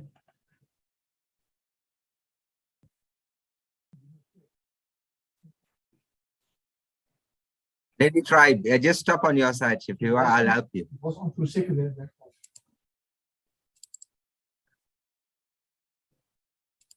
Is that me, Harry? Yes. Just slide Chippewa?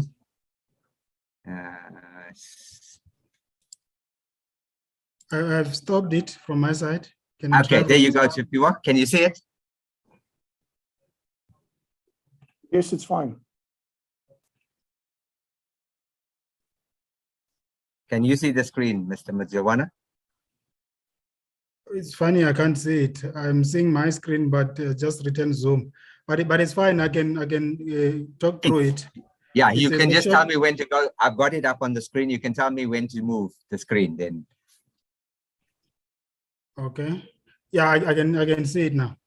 Okay, sure. Yeah. Thank you very much to SABOA and Mr. Govender for inviting us.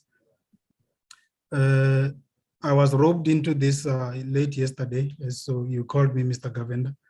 Mr. Manamela had meant to come and grace the occasion as he usually does, but it has really been hectic. I was pulled out, as you indicated, of the meeting now to come and join this meeting due to the good relations that we have had with SABOA all this time.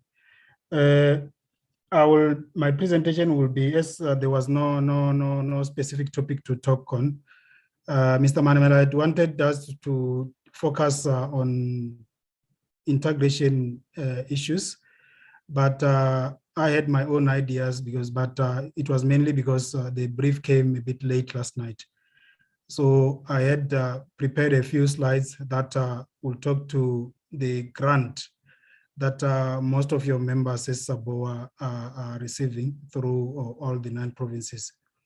There, I think we needed to focus on the process itself, the process of allocations from Treasury, starting from where National Treasury reviews the Division of Revenue Act. As you know, that is an annual legislation. You can keep it on this slide, Mr. Govender, because the one before, because what I'm saying now is not necessarily reflected on the slide. Let's keep it on this one for now. The process is, as some of you may be aware, the Division of Revenue Act gets reviewed on an annual basis.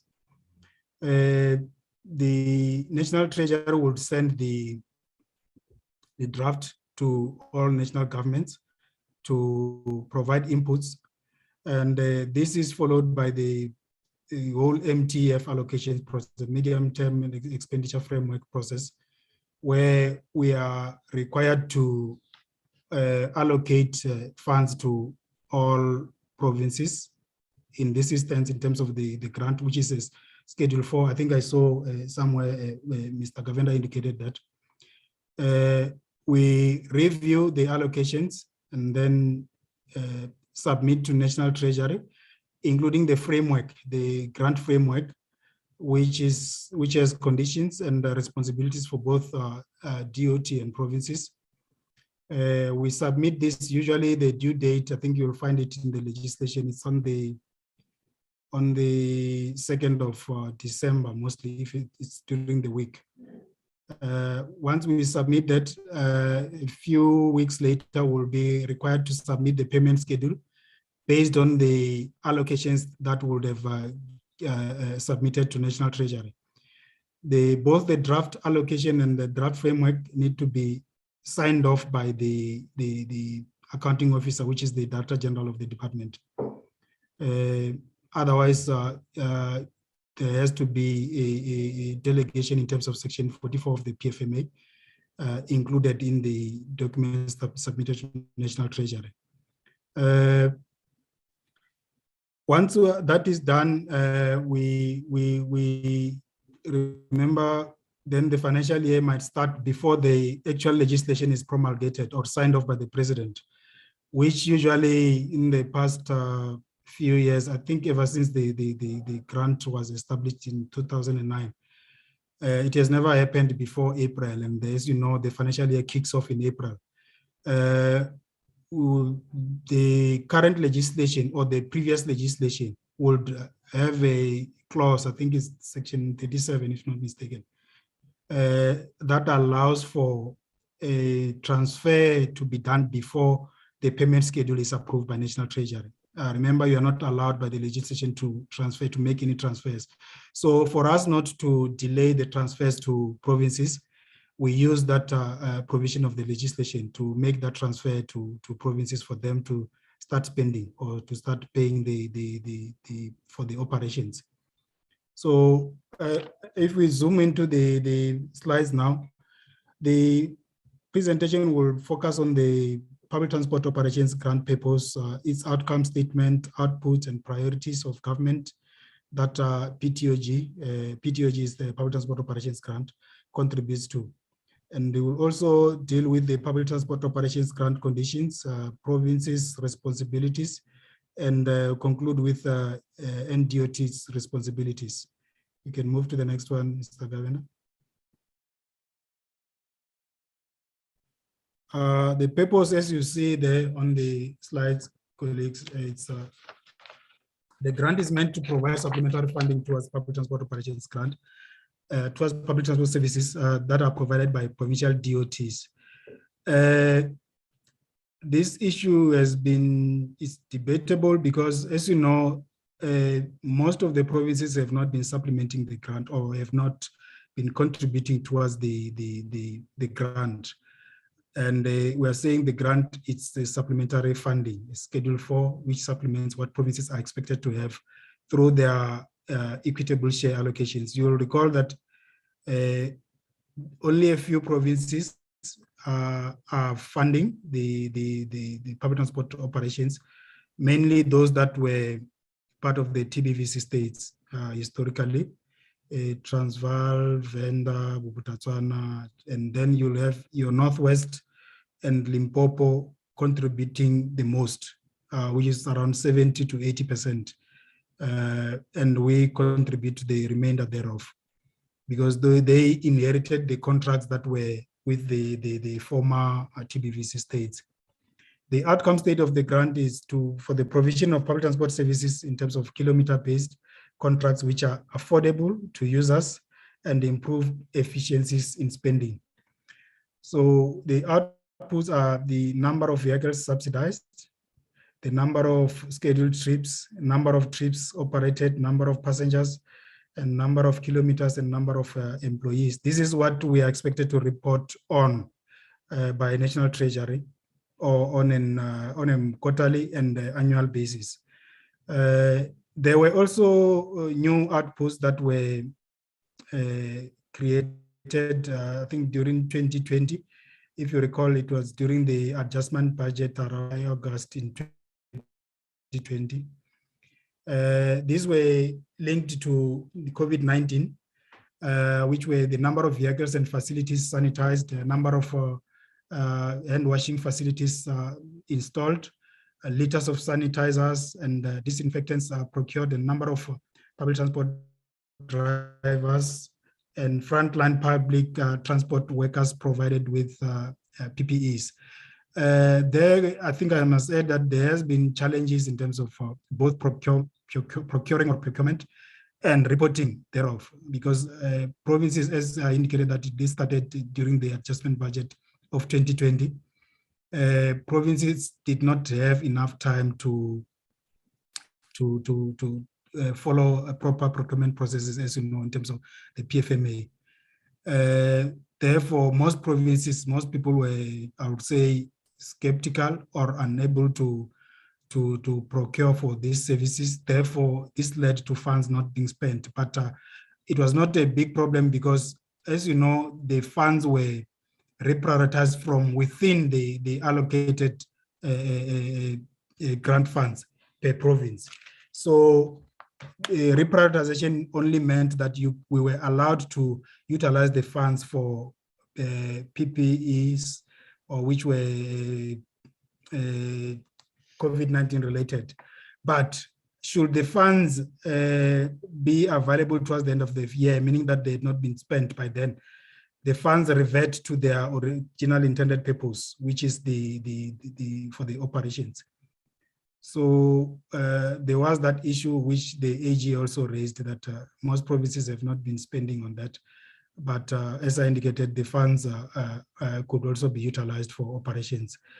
The government priorities that were linked to the grant are priority number 1 in terms of the presidency's list of priorities, which is economic transformation and job creation. And priority number 4, which is spatial integration, human settlement, and local government. You can move to the next one.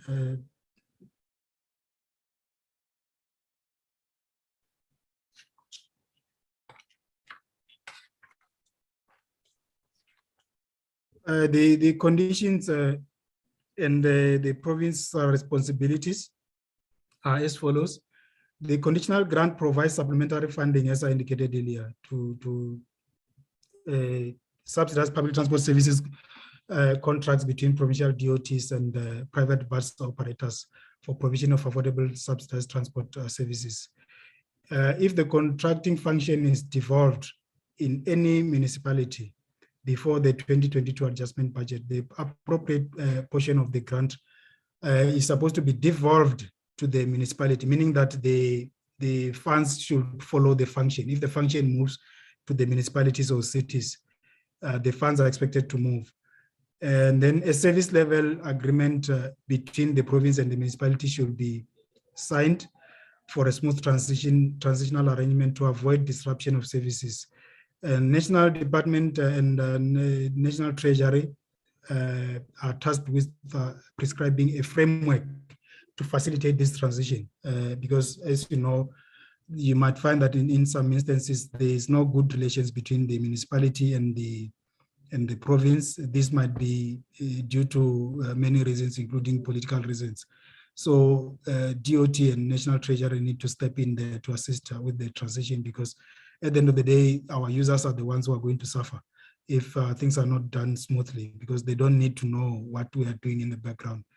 And where contracts are not devolved, provinces must continue to perform the contracting function in terms of the provisions of Section 11, subsection 6 of the NLTA 5 of 2009. As you know, in terms of the Act, the provinces cannot conclude new contracts without the intergovernmental relations agreement signed in terms of Section 12 of the Act. So provinces need to get the consent of the municipalities in order for them to contract for new services. But they are allowed in terms of this section, Section 11, subsection 6, to continue managing these contracts as they are. For purposes of planning, provinces must share relevant PTOG information where services link with IPTN. This is also linked with the, I think this the third bullet where I indicated that you might find that the relations are not that good, but we expect provinces, as we put it in the conditions, to assist municipalities with the information that is required for planning purposes, information which will be captured in terms of this grant and the operations thereof. Provinces must have functioning public transport integration committees, and all designs for new subsidized services must be approved by them. Where intermodal planning committees, that is in terms of the Section 15 of the NLTA, are established, the functions of the two committees must be consolidated to ensure integration of the planning services and modes. You'll know that in terms of the NLTA, you have the IPCs in terms of Section 15, but in terms of the DORA, you have the PTICs, which were kind of, I would say, an interim structure. But should there be an IPC functioning in a province or a municipality and a municipality, so the functions of the two committees should be consolidated to avoid the duplication of functions. You can move to the next one.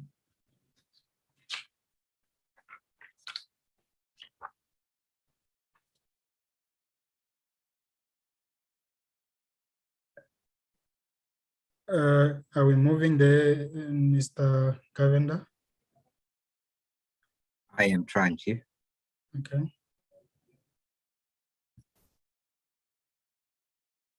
Seems to have frozen.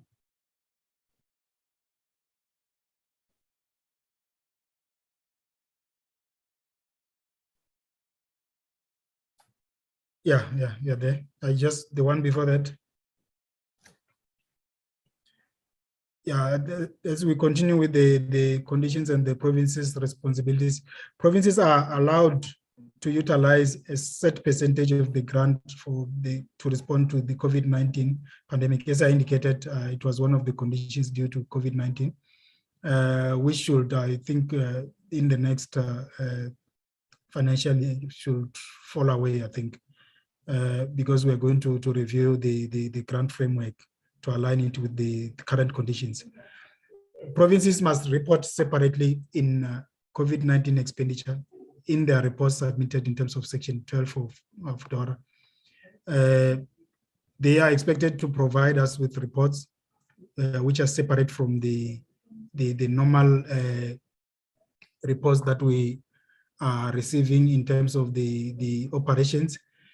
The PPE reports should be separated from these because they are also reported on in terms of Section 12 of the Division of Revenue Act, which has to deal with the disaster management. Provinces must pay operators on time and submit monthly expenditure and operational reports on the 25th of the month following the operation, as service providers within 30 days.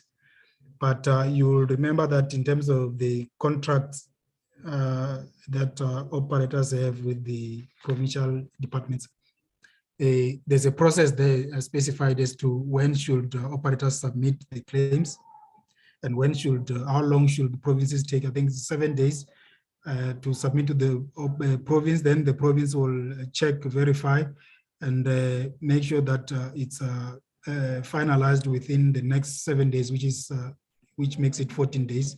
And then they are expected to pay the operators and report on the 25th of the month.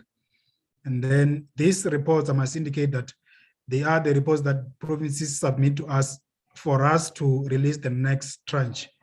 Without this, we do not transfer funds to provinces because the AG would also have a problem with us transferring to provinces without them having proven that they have spent the money on the operations.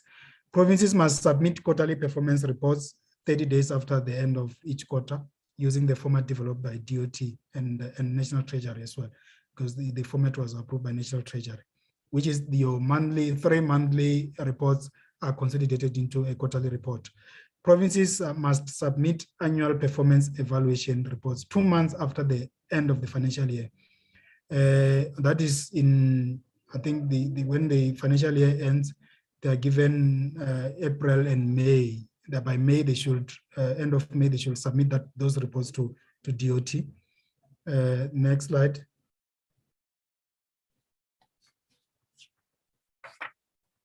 The next slide is the DOT's responsibilities, which is our responsibilities. We are expected to disperse the allocation, collect and evaluate financial and operational data. We are expected to maintain national database with all the KPIs. We are expected to submit quarterly and annual performance evaluation reports 4 months after the end of the financial year. Remember in the last slide, I indicated that provinces are expected to report, to do the annual evaluation report 2 months after the end of the financial year, which is in May. And then we're expected to do that 4 months after the end of the financial year, which is in July. And we report to National Treasury in compliance with the Division of Revenue Act. We are expected to participate at PTICs, the PTICs that are indicated under the provincial responsibilities, which is the Public Transport Integration Committees, and advise on public transport planning matters. I think we also expect of provinces to ensure that if they are to enter into a new contract, it has to be vetted through this PTICs. And without this approval or sign off by the PTICs, such a contract may not be funded by PTOG. We're expected to advise contracting authorities when designing new services in order for them to comply with relevant legislations. Then we also convene quarterly bus subcommittees, which are also audited by the AG, by the way, which is a COTO. COTO is a Committee of Transport Officials, which is chaired by the DG of the National Department, and is attended by all HODs of provinces, where we monitor the grant performance and assist in resolving the challenges thereof. This is where provinces also share challenges. It may be operation related, or it may be AG queries related. And I think this is the last slide. I must also add that to the meeting that I think the future, as you know, in terms of the plans of the department and the strategy of 2007, is to integrate the services. Lately, there has been discussions as to how do we integrate the PTOG contracts, funded contracts, with the there's someone speaking there. Can they mute, please? To match the PTOG contracts with the PTNG contracts. You'll recall that most of the operators or operations in cities, I think it's over 70%, 73% of the operations eventually are to be consumed by the IPTN, meaning that those services will have to be integrated with the IPTN. Through the National Treasury's CSP or City Support Program, between National Treasury and CSIR, there has been a draft developed to try and align the two grants, where there's a proposal to match, to start with those contracts that operate into the cities, meaning that those contracts can immediately be merged with the IPTN, your Joburg IPTN, Ekurhuleni, Tshwane, your City of Cape Town operations. There has been, through that process, there has been some cities that have indicated through the City Support Program that have indicated that they are ready, actually ready to take over these services. But the process needs to be done with a lot of care and responsibility, because we don't want disruption on services. So this is what we have been doing so far. We are expected to gradually ensure that the services, the two services or grants are merged. As you know, that since the two grants are under the different schedules of the Division of Revenue Act, being the Schedule 4 for this PTOG and Schedule 5 for the ones that are supporting municipalities. It is difficult to take funds from either of the grants where there's an underspending and drop them where they are needed, which is also a case, I must add. I know it might be a question from the members there, where you'll find that when a province is underspending, heavily so, you might know of provinces that have been underspending on the grant, specifically on the PTOG, actually both PTOG and PTNG. It is very difficult. It's a difficult and tedious process for the department to take funds from either a province and drop it to a province that needs them, or from either the other grant, which is PTNG, and drop them into PTNG where they are needed. Is one, because the two grants don't belong in the same schedule, and the other main reason is that, as you know, for you to do that, you need to follow the parliamentary processes, where it has to go down to Parliament for Parliament to approve such a change. And then once the legislation has been amended or gazetted, is then that you can implement. And usually what we have noticed ever since the funds were moved into a grant, a PTOG grant, Public Transport Operations grant, is that you can only do projections towards, let's say, at least 6 months within the financial year to try and be at least slightly accurate, if I may put it that way. If you realize that that province is going to underspend heavily, you can then engage the province for them to write back to you, because in terms of the provisions of section 17, I think it's 18 is to stop, section 19 is to reallocate. And then you need to also make sure that in terms of section 17, there's a written consent from the province whose funds are going to be taken. And once they've written to you, we write to National Treasury, attaching the proof from that province that the funds are indeed not going to be spent within the financial year. Then the funds can be reallocated to the province that needs them, which is a tedious process, because you might find that by the time that is approved, it is around January. And then the financial year, as you know, ends in March.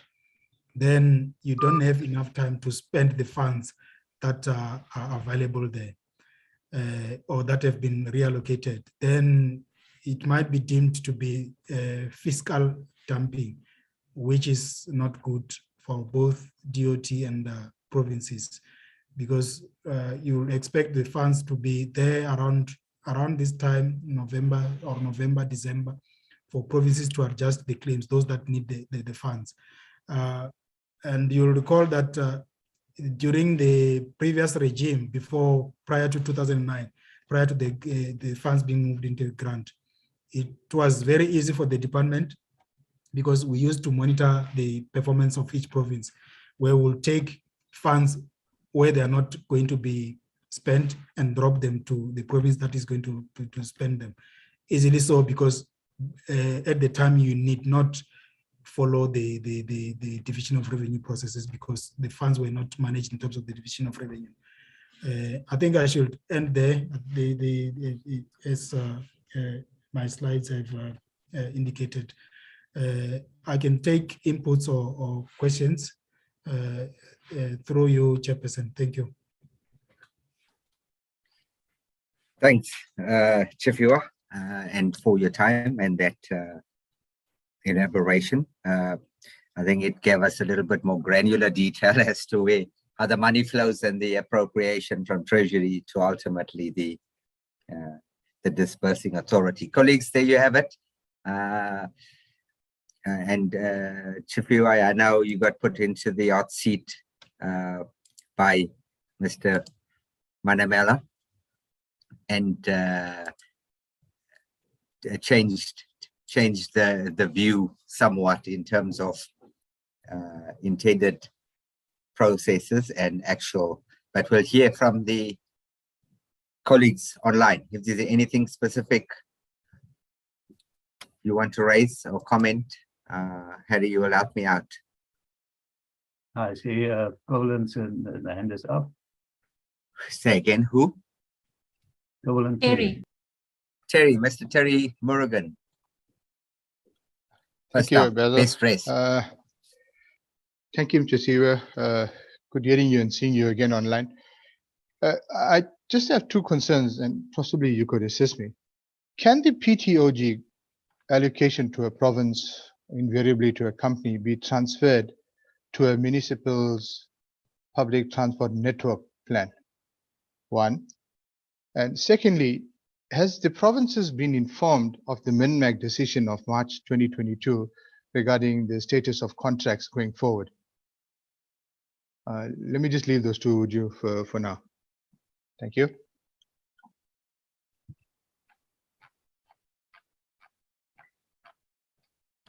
You may take that, Mr. Madziwana. No, thank you, Mr. Morgan. Thank you, Mr. Morgan. I was just trying to put my video on there. Your first question said, can PTOG be transferred to municipal PTNG? I think, as I indicated, it's a long process. I indicated, I think, in one of the conditions that if that happens before the adjustment budget, which is around this time, July, August, September, October, then there's to be a process followed. Then there has to be an agreement done and a framework done by DOT and National Treasury. It is not an easy process to just take funds and drop them to another sphere of government. As I indicated, that the two grants belong under different schedules. And on your next question, MINMEC is a resolution of March 2022. Not too sure which one you are referring to, whether you are referring to the proposal to have contracts extended until DOT finalizes the engagements with National Treasury to allow yes. for. That's the one I'm referring to. Okay. Yes, sir. Thank you. Yes, all provinces are aware of that. But as you know, provincial HODs are accounting officers in terms of the PFMA. And sometimes they use their own discretion to do what they need to do. I know it has created chaos somehow, somewhere. But as you know, the argument has always been that the AG, when the Auditor General audits, the Auditor General doesn't come to MINMEC. The Auditor General will face the HOD individually. And you'll recall or know that the current contracts, as they are old, in most provinces, some provinces, let me say some provinces because not most provinces, the AG has been finding them to be irregular. And therefore, in some instances, they are saying even the expenditure linked to those contracts is irregular. So if it becomes a material irregularity or a material finding against the HOD, you know the consequences thereof. They might be expected to pay from their own pockets, which money they don't have, obviously. So you'll find that some provinces would want to jump and just act in terms of the PFMA and go out on tender without having the necessary funding. As we know that one of the main reasons why we are where we are today, where we have interim contracts that have lasted for over 20 years, or tendered contracts that have gone long beyond their expiry dates, if I may put it that way, that have been extended on an annual or short-term basis, is because of lack of funding to address the demand. So provinces therefore attempt to address this by going out to tender. We don't know whether sometimes it is to try and satisfy the AG or make sure that they've complied with the AG, because should they fail therefore to go out on tender or to implement the new services or new contracts, then they can show the reasons to the AG and say, this is why we failed to do it. We tried, but we failed to do it in this way. But like I indicated when I started, the HOD, sometimes MINMEC resolutions are not necessarily instructions. Provinces may or may not adhere to them. And which is unfortunate, because in some instances, you might find that there are court challenges which we don't need. And they tend to strain our relations, even including government and SABOA, because we don't like spending our times in court fighting one another when we have contracts. But unfortunately, it happens that way. I think I should end it there. Thanks. Thank you, Sifiwe. Thanks, Chief. Harry, any other takers, colleagues, anything else for Mr. Mudzawana? Ahead of that, Chief, I just want to check with you, and you know this is my favorite topic, data. and data sharing and what you're constrained with. That at some point, we are looking to the department to give us some trajectory information. We have our own set 2009 to date and pre, but from a national collated travel information usage, I know you're bound by the contractual obligations with your contracted parties individually. We're not looking for financial information, we're looking for statistical information. So I would urge the department to find a mechanism to share with SABOA the national, provincial data set when we can, especially through the trough of COVID. So we got a pre, during, and now post process. It's a request from my side. Yeah, I'll say noted. Which has taken my breath away, as you could hear. Noted. Yeah, thanks. Lest we end up in court again to ask for information, said in jest. Colleagues, we'll take it once more. Harry, you helping me out? Going once? Prof. Jackie's hand is up. Prof. Jackie, yeah, sorry, I couldn't pick up from my side, so that's why I'm relying on Harry. Professor Walters? Hi, thank you. For that overview of the PTOG and the functions of the PTOG. Just a question. SABOA made a representation around the fact that the PTOG did not increase this year, but actually decreased. And we pointed out all the ramifications of that on the industry. And the DOT was to use that information in the presentation to the Treasury, which I believe did take place. Do you have any idea of how Treasury responded and whether there will be any relief this year in the adjustment budget going forward? Because the industry is under severe pressure, with the fuel prices, rand depreciating, every cost item going up, but yet this very important contribution towards the industry has reduced. Can you give us some more information about that, please?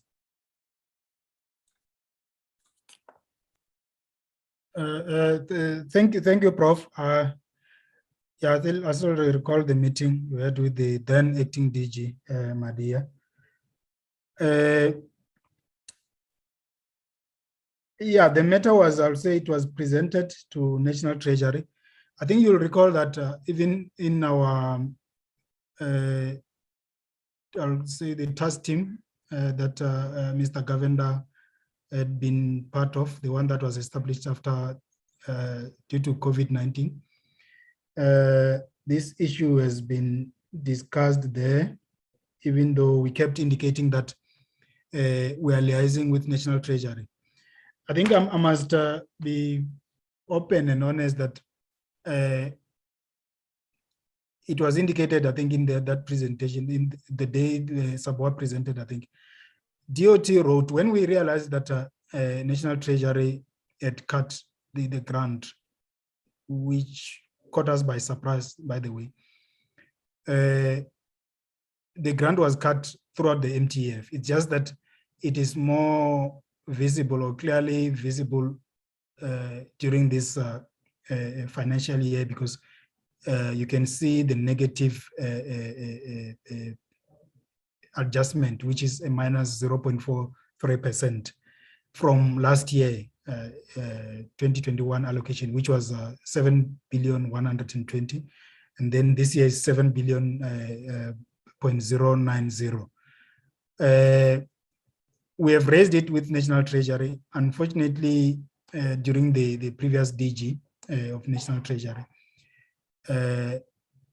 he did not respond favorably actually he did not respond to the letter. We were actually referred by National Treasury to the MTF process where the cut happened, where we had actually motivated for the cut not to happen on PTOG. When it happened, I think 2 years ago, when they were projecting for this MTF, they had indicated the intention to cut throughout all the allocations of the grants in government due to the fiscal saving challenges then. I'll say in some instances, these are also decisions are caused by sometimes the grant returning funds to National Revenue Fund. Treasury views that as maybe as funds that are not needed. But we have always explained to National Treasury that there are reasons why you would also always have some savings in terms of PTOG, because obviously there are penalties, and in some instances we will find that there are contracts that are not operated, and lots of reasons thereof. Unfortunately, the cut happened, and then when we approached National Treasury, we were informed of the adjustment process. We were told that we need to look from within. We must do the projections from within, or take funds from within the programs of the department and drop them into the grant, which might be a once-off. And but as you know, I mean, Prof, funding for public transport is a serious challenge, and you cannot fund it as a once-off. You need to fund it from the baseline, meaning that you need to include the whatever you are increasing percentage on the whole baseline going forward, because you can't say this year I won't need it, next year I'll need it. Unfortunately, the adjustment process is still on, and we're still addressing the issue with National Treasury. It is not yet final, but should there be new information, we'll share it with SABOA. That I can confirm. We'll share it with SABOA, obviously with provinces and SABOA, for SABOA to share with the members. But so far, there's no concrete output or outcome that I can show to SABOA that this is what we've achieved out of the process. It is still ongoing.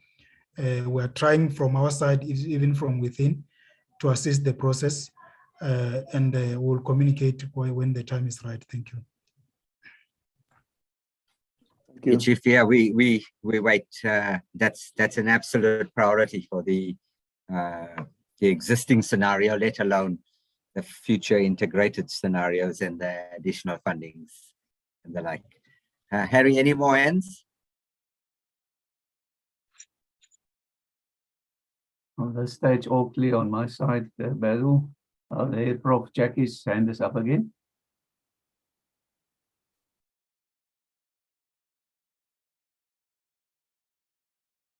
Prof, Sorry. is it never rock of our rock? It's a mistake, sorry. All right, colleagues, going once, going twice. Madam Motlong, you didn't have a question for Mr. Modziwana, no? Right at the onset when I silenced you? No, I didn't. Okay. My question is to you. Yeah. Are you waiting? You're waiting for me Yes, to come back. I am. Okay. With that being said, then, Chifiwa, thank you for your time and your presentation. Hopefully, it keeps this door open, and you've given access to the industry, and we look forward to future engagements. Funding is but one issue. We did not, and if you've listened, I would say then, from a parting shot from my point of view, would be to take the SABOA presentation, which covers all the core issues around government at play, notwithstanding the violence that's currently engulfing the industry. And we would hope that you would position that back with your principles. But thank you very much for your time and good luck. Take care. No, thank you. Bye. Thanks. Harry, back to our main program, please.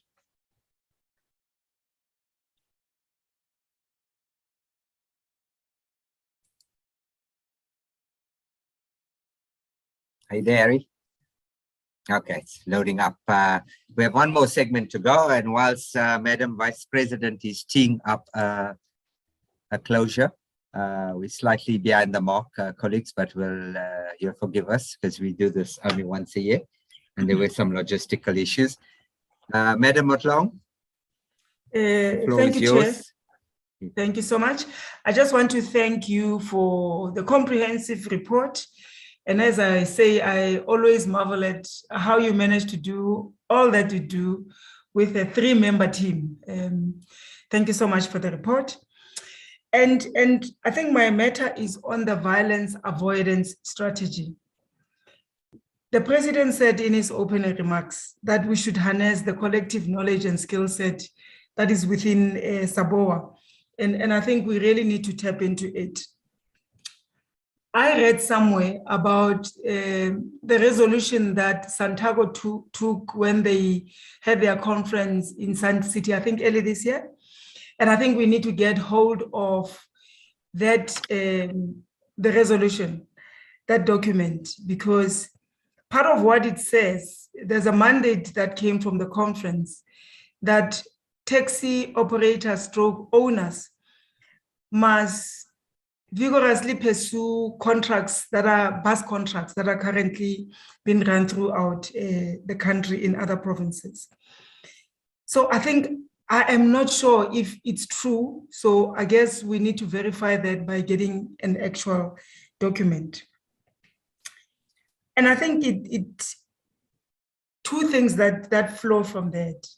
One is that if it's true, we need as SABOA to find strategies on how to deal with this before it spills out of control. The one thing is that I'm not sure if we have members within SABOA who have intelligence gathering skills. In my previous life, we used to have people on the ground to be our ears and eyes. And initially when people plan for a protest, service delivery protest, we would be alerted long before then. And in most cases, we'll foil such attempts for a shutdown. And I'm not sure if we have those skills here where somebody can begin to do a bit of intel for us so that we are really not caught napping. And the second part of it is that maybe we need to start looking at collaborative efforts. You know, government's priority number one is economic transformation. And you know, the industry has been accused of operating monopolies, you know, and transformation is, we might be doing it, but it's not at the extent that government expects. So maybe we need to be ahead and start planning for bringing the taxis on board. I think we had a discussion a while back on WhatsApp, and I think as I was saying, we are worried about infiltration of taxi operators. And Prof raised an issue and said, maybe we need to look at it differently and take it as an opportunity that we need to bring them closer. And I think in terms of the violence avoidance strategy, that would help us, because if any of the operators are stopped or intimidated on the road, you would have first line of communication with the leadership of the big associations of either NTA or even Santaco. And yeah, that's where I want to pause. Thank you, Chair. Thanks, thank you, Madam Motlong, Gauteng Chairperson and Executive Member. Noted and fully agreed. I do not possess the same energy and honed skills as I did in my days of activism when I used to go underground for intelligence gathering. But I'm sure we're going to find a comrade or two who can do that for us in the current context. But certainly the collaborative efforts is something strategically the industry needs to start uttering and indicating. There's certainly a willingness from some parties, but we need to be collective. But I will pursue the Santaco mandate and appraise members accordingly. Thanks for your input there. Harry, do you have any other takers? That's all clear on my side. Thank you very much. Thanks. And we have now flighted the photo of our very well dashing Vice President, Madam Imogen, you have the floor to deliver the closing address of this AGM. Thank you, Imogen, and welcome.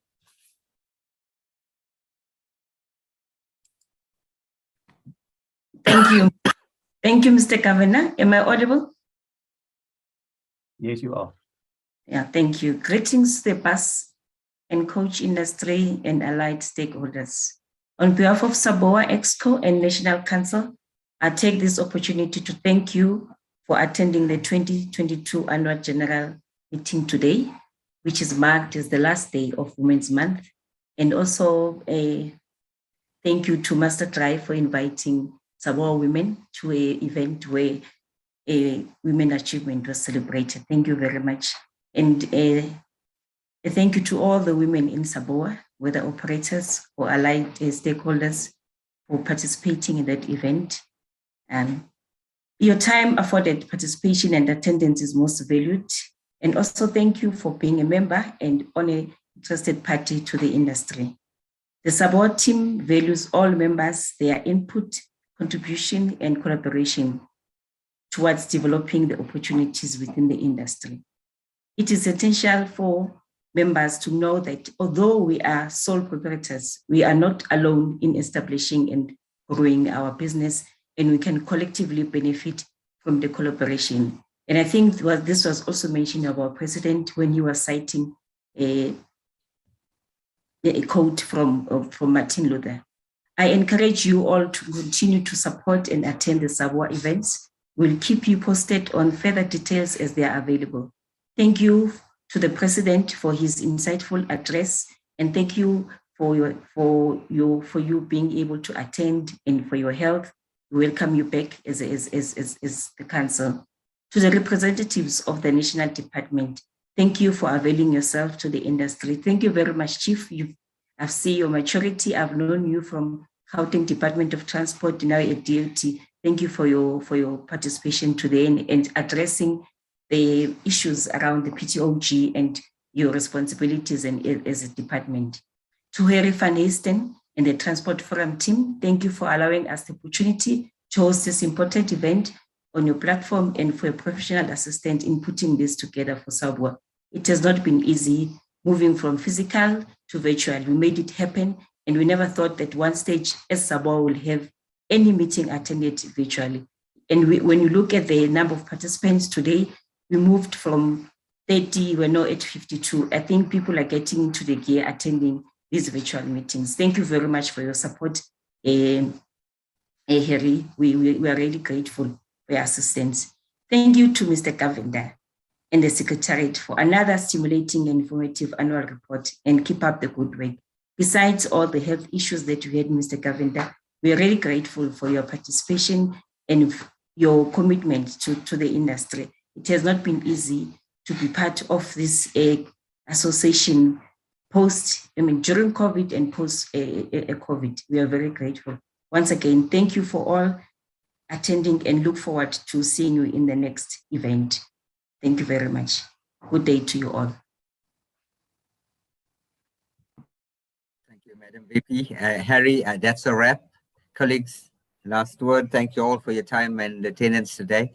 And watch out from Harry for the links for the uploads, and we will confirm when the stuff's been put up on our website. Thanks and good day, everybody. Good day. Peace out. Thanks, Basil. Thank you all. Cheers. Bye. Good day. Thank you, colleagues. Yes, bye.